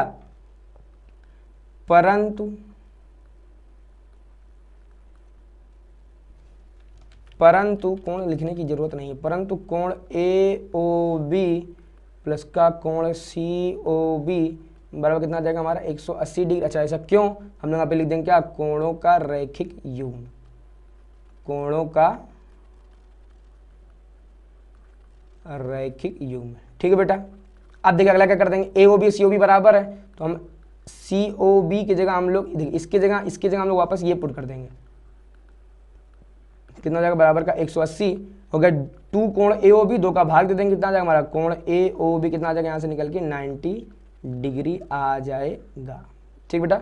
देखिए यही हमको सिद्ध करके लाना था, ठीक है ना। कोण ए ओ बी बोले या बी ओ, कोई दिक्कत की बात नहीं है, ठीक है ना। अतः करके हम लोग क्या लिख देंगे, अतः, देखिए अतः करके हम लोग जवाब किस में देंगे, अतः करके हम लोग जवाब देंगे लैंग्वेज में, ठीक है ना। तो अतः समचतुर्भुज के विकर्ण, अतः समचतुर्भुज के विकर्ण परस्पर लंबवत होते हैं, परस्पर लंबवत होते हैं, ठीक बेटा। तो देखा आपने, थोड़ा सा सवाल लेंदी जरूर था, है ना, क्योंकि मैंने हर एक चीज़ लिख के करने का प्रयास किया है। एक कारण है कि क्या है, इस सॉल्यूशन भी इसका लंबा आ रहा है, ठीक है ना, और थोड़ी सी वीडियो भी लंबी होती चली जा रही है, ठीक है ना। देखिए अगला हमारा काम क्या है, अब ये सवाल हमको सिद्ध करना है, तो ये हम उसको साफ तो करना ही पड़ेगा, ठीक है ना। चलिए थोड़ा सा इसको साफ करते हैं, चलिए साफ हो गया, आपने काम कीजिएगा। क्या कह रहा है त्रिभुज ए बी सी की माध्यिका ए डी पर कोई बिंदु ई है, ठीक है ना भैया। ये कोई माध्यिका था और इस पे क्या है हमारा, ये बिंदु हमारा ए डी पे कोई ए डी माध्यिका पे कोई बिंदु क्या हमारा ई है। तो कह रहे सिद्ध कीजिए कि भैया इस त्रिभुज का क्षेत्रफल इस त्रिभुज के क्षेत्रफल के हमारा कैसा है, बराबर है, ठीक है। देखिए करेंगे कैसे, सबसे पहला हमारा काम क्या है, देखिए क्या दिया है वो आप लिख देंगे, ठीक है ना। हम लोगों को यहाँ पे लिखना रहेगा क्या दिया है, ठीक बेटा, ये आपको यहाँ लिख देंगे। फिर अच्छा क्या लिखेंगे, लिख देंगे त्रिभुज ए बी सी की माध्यिका ए डी है, त्रिभुज ए बी सी की माध्यिका ए डी लिख दिया आपने। फिर आपको यहाँ से क्या सिद्ध करना है, तो हम लोग इसको भी यहाँ से लिखेंगे कि भाई साहब सिद्ध करना है, क्या सिद्ध करना है, ये जो पूरा सिद्ध करना उतार के हम लोग यहाँ पे लिख देंगे। सीधा हमारा काम क्या है, हल। क्या लिखेंगे ध्यान से, हम लोग लिखेंगे कि चूंकि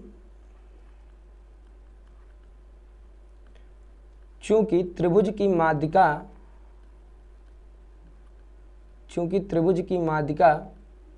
उसे दो बराबर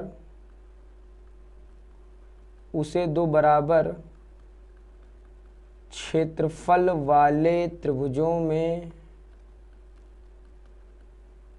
उसे दो बराबर क्षेत्रफल वाले त्रिभुजों में विभाजित करती है,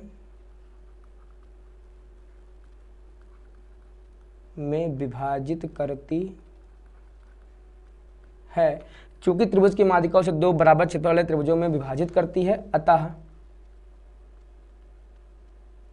ठीक है ना। अतः क्या हो जाएगा, देखिए ध्यान से, अतः त्रिभुज ए बी डी का क्षेत्रफल,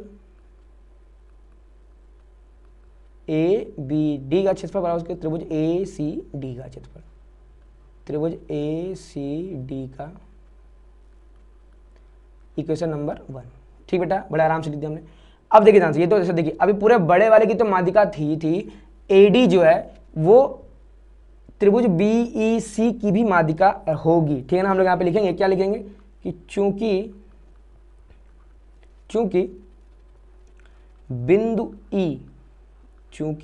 ई माध्यिका ए डी पर स्थित है,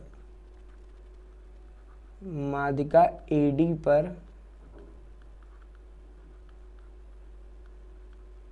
AD पर स्थित है, अतः रेखा ED त्रिभुज BEC की माध्यिका होगी। ठीक है ना। अतः ये जो रेखा ED है वो त्रिभुज BEC की भी माध्यिका होगी। ये वाली जो रेखा है वो इस छोटे वाले त्रिभुज की माध्यिका होगी। ठीक है ना। अब अगर ये छोटे वाले त्रिभुज की अगर माध्यिका हो गई तो हम लोग यहाँ से एक चीज़ और लिख सकते हैं, अतः करके, या इसलिए, या सीधे लिखते हम लोग, देखिए हमने यहाँ, तब त्रिभुज BED का क्षेत्रफल बराबर त्रिभुज CED का क्षेत्रफल। ठीक है ना। ये हो गया हमारा। इसको चलिए हम लोग बनाते हैं इक्वेशन नंबर 2। ठीक है ना। अब देखिए समीकरण 1 में जो हमने प्रूफ किया, देखिए हम लोग यहाँ लिखेंगे समीकरण 1 से हमने लिखा क्या, हमने यहाँ से निकाला था त्रिभुज ABD का क्षेत्रफल बराबर त्रिभुज ACD का क्षेत्रफल, त्रिभुज ACD का क्षेत्रफल। ठीक है ना। अब देखिए ध्यान से ABD, थोड़ा सा फिगर में चलते देखिए ध्यान से, ये दिख रहा है ना आपको, ये पूरा बड़ा वाला त्रिभुज, मैं थोड़ा सा इसको मार्क करता हूँ, देखिए ध्यान से, ये त्रिभुज ABD। ठीक है ना। ये त्रिभुज हमको दिख रहा है, ये हमको मार्क किया हुआ त्रिभुज यहाँ से दिख गया। ठीक है ना। अब इस त्रिभुज को हम लोग दो टुकड़ों में जोड़ के भी तो लिख सकते हैं ना। कौन सा त्रिभुज, एक टुकड़ा ये हो गया हमारा ऊपर वाला, एक टुकड़ा हमारा हो गया नीचे वाला। ठीक है ना। यानी अगर इस पूरे त्रिभुज को अगर हम लोग लिख दें त्रिभुज ABE का क्षेत्रफल प्लस त्रिभुज BED का क्षेत्रफल, देखिए ध्यान से, इस पूरे बड़े वाले को हमने क्या लिख दिया, त्रिभुज ABE का क्षेत्रफल प्लस त्रिभुज BED का क्षेत्रफल। ठीक है ना। तो हम लोग यहां से देखिए लिख देंगे क्या, कि त्रिभुज ABE का क्षेत्रफल प्लस ABE हो गया प्लस त्रिभुज BED का क्षेत्रफल, तो प्लस त्रिभुज BED का क्षेत्रफल। ठीक है ना। बराबर देखिए त्रिभुज ACD, ये क्या हो जाएगा हमारा, आगे ऐसे हम लोग लिख देंगे ACD को, है ना, ये वाला इस त्रिभुज का क्षेत्रफल, इस त्रिभुज का क्षेत्रफल प्लस इस त्रिभुज का, इसका नाम क्या है, त्रिभुज ACE का क्षेत्रफल, लिख देंगे क्या, त्रिभुज ACE का प्लस त्रिभुज CED का क्षेत्रफल, तो प्लस का त्रिभुज CED का। ठीक बेटा। अब बहुत ध्यान से देखेंगे हम लोग यहाँ पे, देखिए त्रिभुज BED का क्षेत्रफल बराबर किसके, CED के। देखिए BED का जो क्षेत्रफल है वो बराबर किसके, CED के। तो चूंकि दोनों के क्षेत्रफल कैसे बराबर है तो ये दोनों कट जाएंगे। अब हमारे पास बचा कौन, जो हमको प्रूव करना है, हम लोग क्या लिख देंगे यहाँ पे, बचा है क्या, त्रिभुज ABE का क्षेत्रफल लिखिए, या ऐसा हम लोग लिख दें क्या, कि क्षेत्रफल ऑफ त्रिभुज ABE बराबर होगा हमारा क्या, क्षेत्रफल ऑफ त्रिभुज ACE। ठीक है ना। ये हमारा क्या हो गया, हैंस प्रूव्ड। ठीक बेटा, ये हमारा क्या हो गया, आंसर हो गया। ये था हमारा क्वेश्चन नंबर 3। देखते हैं हम क्वेश्चन नंबर 4 क्या कह रहा है। कह रहा है कोई एक खंड कीजिए, है ना। पहले हमसे कह रहा है क्या, कि इसका क्या करिए, फैक्टर करिए, इसका क्या करिए, फैक्टर करिए। ठीक है। चलिए हम लोग देखते हैं इसका फैक्टर करना। फैक्टर देखिए कैसे करेंगे। सबसे पहले जो का नंबर दिया है इसको हमने नोट कर लिया। कह रहा भैया x³ प्लस का 13x² प्लस का 32x प्लस का 20। ठीक है ना। अब देखिए सबसे पहले जो हम जैसे हम लोग वो वाला करते थे ना, क्या कहते हैं उसको, द्विघात समीकरण के फैक्टर करते थे, वैसे हम लोग सेम करेंगे, इसके त्रिघात वाले के करेंगे, सेम टू सेम करेंगे। अब सबसे पहले हम करते कहते हैं अचर पद और इसके गुणांक कराते हैं गुणा, तो 20 × 1 कितना हो जाएगा, 20 हो जाएगा। ठीक है ना। अब ये वाला काम जो मैं आपको बता रहा हूँ ये काम आपको करना है रफ में। ठीक है ना। 20 को ढूंढेंगे फैक्टर, तो यहाँ हो जाएगा 1 2 और 1 2 के बाद 4। ठीक है ना। 5। ठीक है ना। 5 के बाद हमको मिल जाएगा फैक्टर में इसके 10 और मिल जाएगा क्या, 20। ठीक है ना। सबके आगे हमारा काम क्या था, सबके आगे हमारा काम था प्लस माइनस लगाना, तो इसके आगे भी क्या लगा देंगे, प्लस माइनस, इसके आगे भी प्लस माइनस, इसके आगे भी प्लस माइनस, इसके आगे भी। अब ये काम हम लोग कर क्यों रहे हैं भैया, हम लोग सबसे पहले ये ढूंढ रहे हैं कि इसका फैक्टर हो कौन सकता है, इसका फैक्टर हो क्या सकता है। ठीक है ना। अब हम लोग यहाँ पे पुट कर देंगे, देखिए ध्यान से, पुट करेंगे यहाँ से वैल्यू क्या, सबसे पहले हम लोग यहाँ पे 1 पुट करके देखते हैं। जैसे हम लोग इसमें अगर हम लोग 1 पुट करेंगे तो 1 पुट करने पे इसका मान 0 नहीं होगा, क्योंकि सारे प्लस के हैं तो 0 नहीं होगा। देखिए सारे प्लस के हैं तो हमें कुछ ना कुछ वैल्यू तो माइनस की चाहिए होगी। तो अगर आप समझदार हैं तो आप क्या करेंगे, आप इसमें जितने भी प्लस वाली वैल्यूज है वो हमारे किसी काम का नहीं होंगे, ठीक है ना। तो हम लोग पुट क्या करेंगे, यहाँ पे केवल माइनस वाली वैल्यूज पुट करेंगे, ठीक है ना। तो यानी देखिए हम लोग यहाँ पुट करते हैं -1, तो ये हो जाएगा, ये हो जाएगा हमारा -1, ये हमारा हो जाएगा प्लस का 1, तो हो जाएगा प्लस का 13, ये हो जाएगा हमारा माइनस का 32, ये हमारा कितना रहेगा प्लस का 20, तो 20 13 33 माइनस, यानी क्या x बराबर जब हमने -1 पुट कर दिया तो ये हमारा क्या हो जा रहा है, 0 हो जा रहा है, ठीक है ना। तो अब देखिए हम लोग यहाँ पे लिखेंगे, सबसे पहला हमारा काम क्या है, माना p ऑफ x, हमने इसको लिख दिया माना पॉलिनोमियल ऑफ x, क्या हो जाएगा हमारा, ये हमारा हो जाएगा x³ प्लस का 13x² प्लस का 32x प्लस का 20, ठीक है ना। ये हमने मान लिया। अब हम यहाँ पुट कर देंगे क्या, x की वैल्यू -1, जैसे पुट कर देंगे देखिए कितना हो जाएगा, -1 प्लस का 13 प्लस का 32 प्लस का 20, ठीक है ना। सॉरी प्लस का 32 नहीं, हो जाएगा हमारा माइनस का 32, क्यों, क्योंकि हमारी x की वैल्यू कितनी है यहाँ पे -1, तो हो जाएगा माइनस का 32, यानी ये कितना हो जाएगा हमारा इक्वल टू आ गया 0, ठीक है ना। हम लोग यहाँ क्या लिखेंगे, चूंकि p of -1 is equal to 0 है, अतः x प्लस 1 दिए गए बहुपद का या x plus 1 p of x का एक गुणनखंड होगा,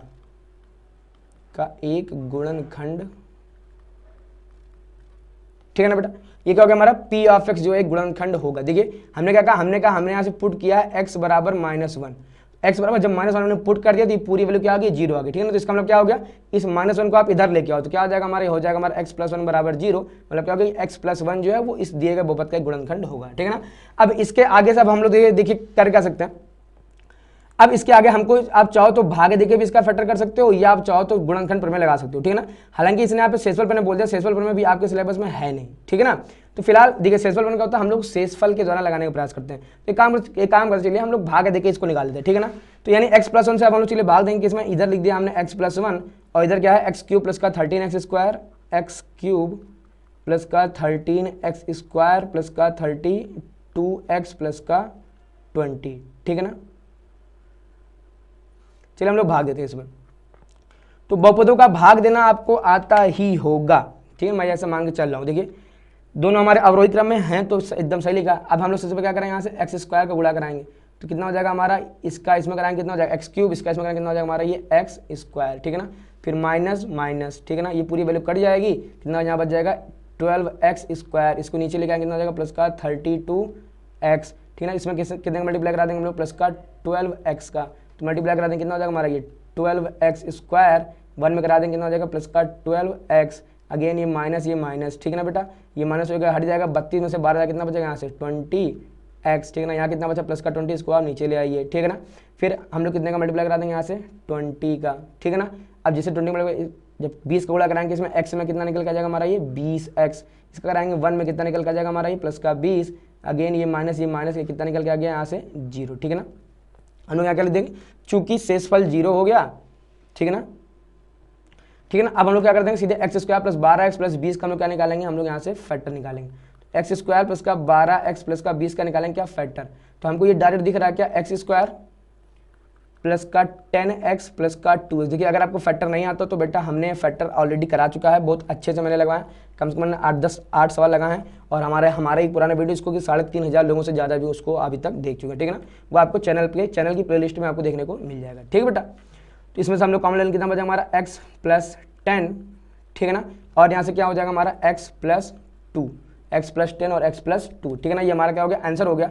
अब हम लोग अतः करके जवाब देंगे, अतः करके क्या जवाब देंगे, अतः x³ प्लस 13x² प्लस का 32x प्लस का 20, अतः करके अतः x³ प्लस का 13x² प्लस का 32x प्लस का 20 बराबर में सबसे पहला फैक्टर कितना आया था x प्लस 1 इंटू में ये दोनों लिख देंगे क्या x प्लस 2 x प्लस 10, ये हमारा क्या हो गया फाइनल आंसर, ठीक बेटा। यानी क्या हमने इसको ऐसे गुणनखंड करके लिख दिया, ठीक है ना।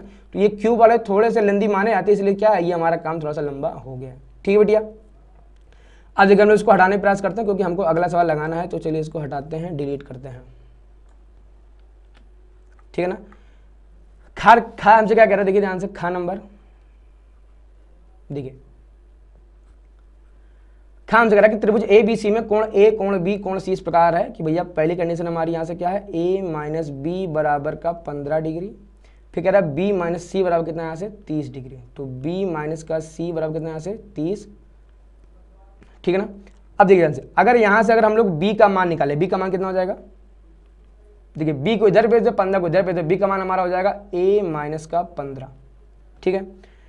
सेम का हम लोग यहाँ कर दें, सी को इधर भेज दें, 30 को इधर भेज दें, तो क्या हो जाएगा हमारा, देखिए ध्यान से, हमारा हो जाएगा सी बराबर बी माइनस का 30, ठीक है ना।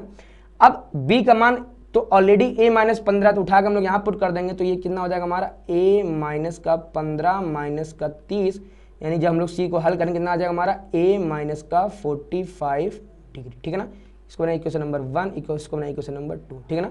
हम लोग यहाँ लिख देंगे क्या, परंतु त्रिभुज के तीनों कोणों का योग,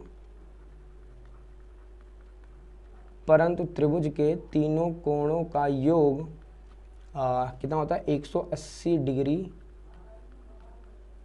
होता है, अतः, ठीक है ना, अतः का हो जाएगा, अतः हो जाएगा हमारा कोण ए प्लस का कोण बी प्लस का कोण सी बराबर कितना हो जाएगा 180 डिग्री, ठीक बेटा। तो कोण ए तो हमारा कोण ए ही है, ठीक है ना। अब देखें हम लोग यहाँ से कोण बी का मान कितना, कोण बी का मान है ए माइनस का 15, कितना हो जाएगा हमारा ये कोण ए माइनस का 15, फिर कोण सी का मान कितना, सी का मान हमारा ए माइनस का 45, कितना हो जाएगा कोण ए माइनस का बराबर में 180 डिग्री, ठीक है ना।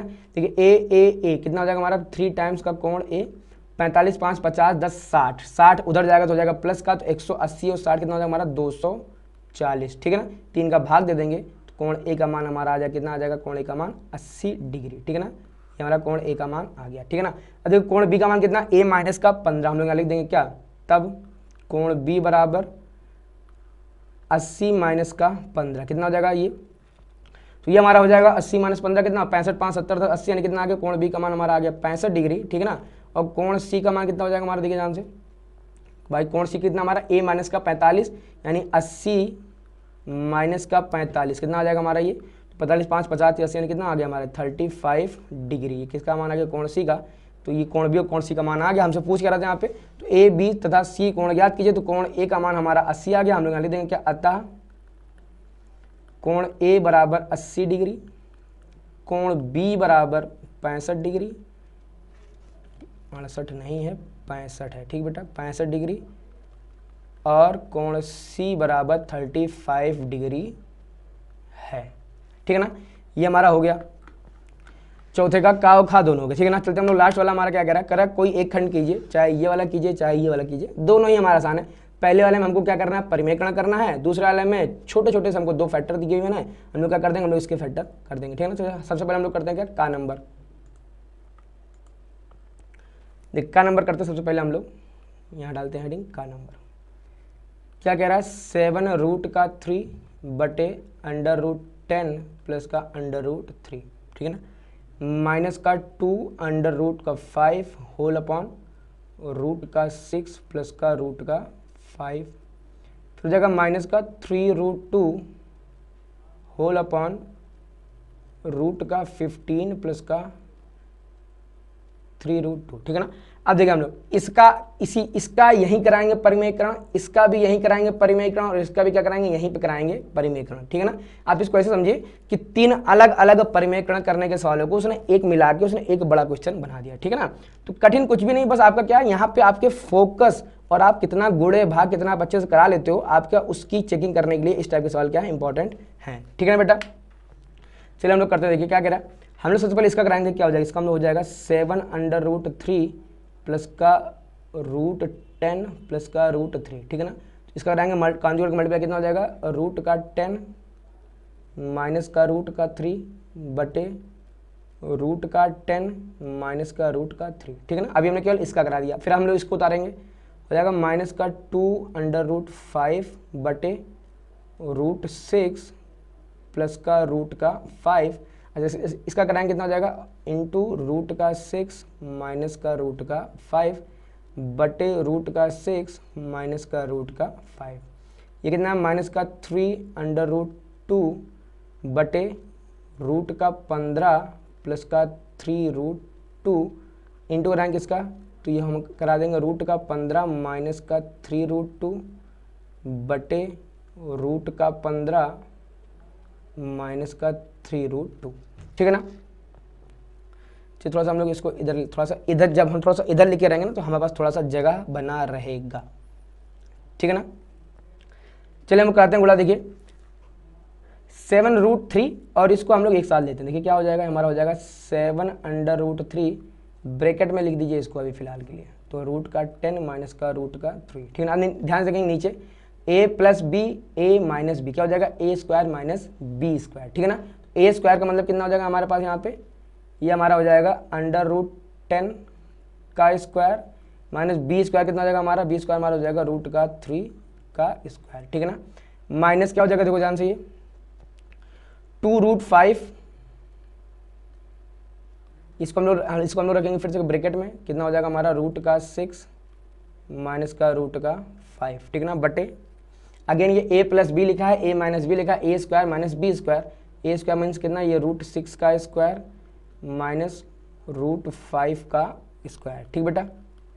ये कितना है देखो ध्यान से, माइनस का 3 रूट 2, ये कितना है लिखा है यहाँ पे रूट का 15 माइनस का 3 रूट 2 होल बटे रूट का 15। देखो ध्यान से, ये लिखा a plus B A minus B क्या हो जाएगा, A square minus B square नहीं क्या, रूट 15 का स्क्वायर माइनस का 3 रूट 2 का होल स्क्वायर। ठीक है ना बेटा। क्या कर देंगे देखिए ध्यान से, अभी भी हम लोग ऊपर गुणा नहीं कराएंगे। ठीक है ना। ऊपर जो भी वैल्यू लिखी है इसको अभी भी ऐसे ही लिखे रहने दीजिए, तो रूट का 10 माइनस का रूट का 3।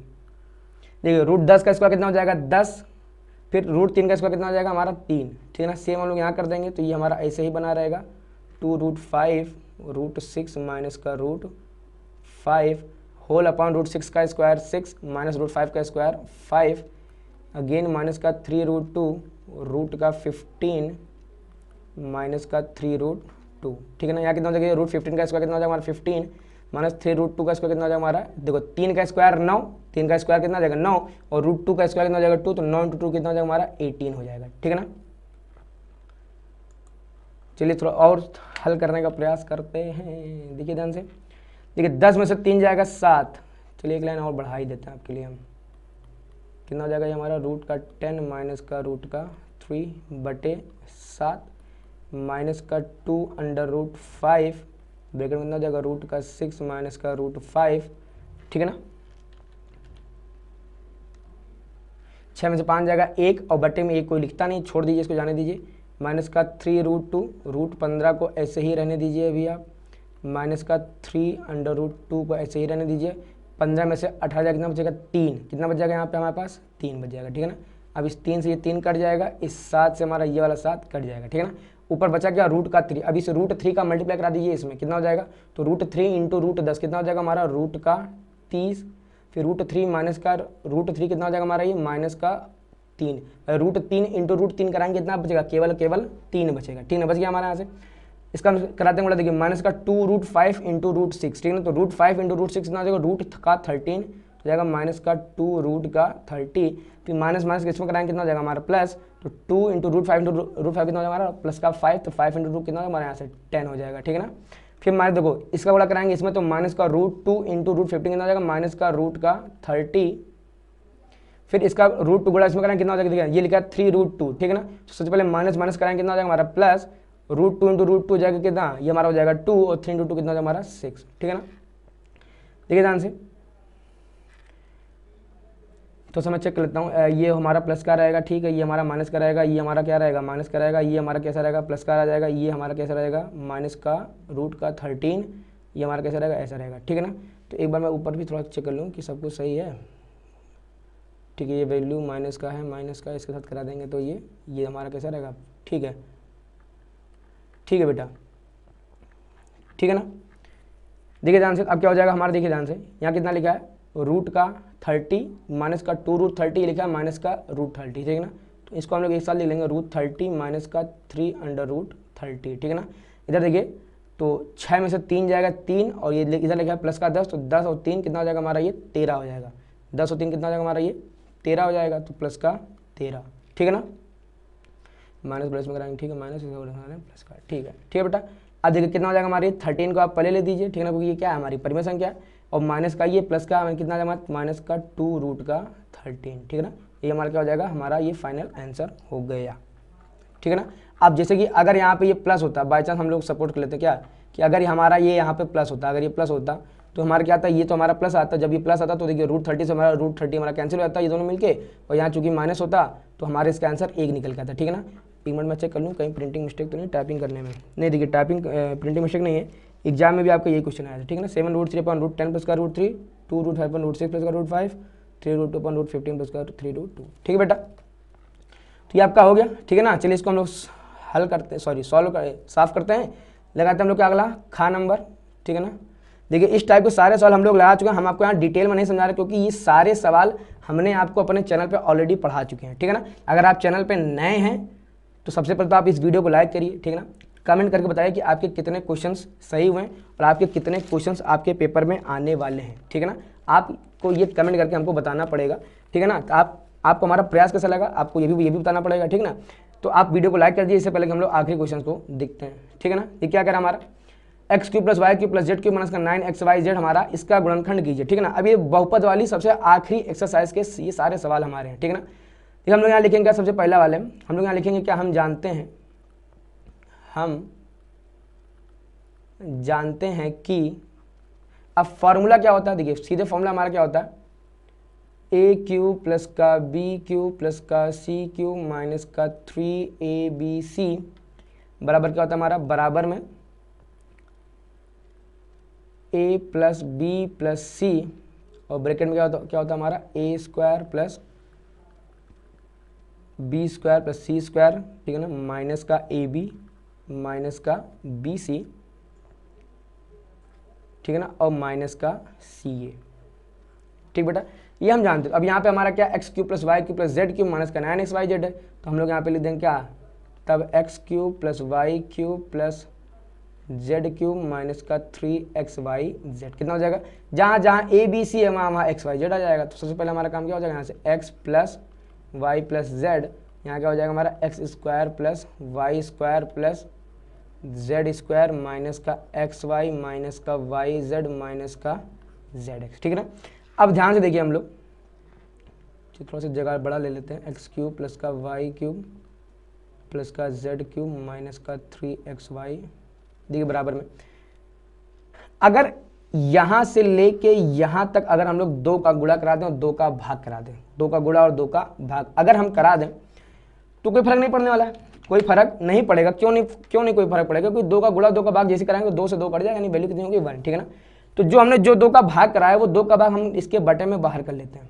देखिए 2 का गुणा कराया तो ये हो गया हमारा x + y + z, सॉरी 2 का भाग कराया, और जब हम लोग कराएंगे 2 का गुणा हम लोग इसके साथ कराते हैं, ठीक है ना। ये हमारा क्या लिखा हुआ है, x² + y² + z² माइनस का xy माइनस का yz माइनस का zx, ठीक है ना। अब हम लोग करेंगे क्या, इस 2 को अंदर भेजेंगे, जैसे इस 2 को अंदर भेजेंगे देखिए ये क्या हो जाएगा, ये हमारा हो जाएगा 2x² + का 2y² + का 2z² माइनस का 2xy माइनस का 2yz माइनस का 2zx, ठीक है ना। अब देखिए छोटी सी देखिए चूंकि हमको गुणनखंड करना है तो हमें थोड़ा सा इसको घसीटना पड़ेगा, ठीक है ना, क्योंकि 4 बार नंबर के आसपास का शायद क्वेश्चन आया था हमारा, ठीक है ना। ये क्वेश्चन जो हमारा है देखिए टोटल मिला के हमारा 8 नंबर का, ठीक है ना। देखिए क्या कर देंगे 1/2 x + y + z, ठीक है ना। इस 2x² को देखिए ध्यान से, मैंने कहा इस 2x² को अगर मैं ऐसे लिख दूं x² + x² तो कोई दिक्कत नहीं होनी चाहिए। इस 2y² को अगर मैं लिख दूं y² + y² तो किसी को दिक्कत नहीं होनी चाहिए। 2z² को अगर मैं लिख दूं क्या z² + z² तो किसी को दिक्कत नहीं होनी चाहिए, ठीक है ना। बाकी जो बचा है इसको मैं एज इट इज उतार दूंगा, तो माइनस का 2xy माइनस का 2yz माइनस का 2zx, ठीक है ना। अब देखिए कितना हो जाएगा, ये हमारा हो जाएगा हाफ x + y + z, ठीक है ना। अब देखिए ध्यान से, देखिए हमने ये x² प्लस वाई स्क्वायर और माइनस का 2x मैंने ले लिया, तो लिख देंगे क्या X square plus Y square minus का, फिर देखिए ध्यान से इस बार इस वाई स्क्वायर को, इस जेड स्क्वायर को और इस वाई जेड को मैंने ले लिया, तो क्या हो जाएगा Y square plus Z square minus का 2yz, ठीक है ना।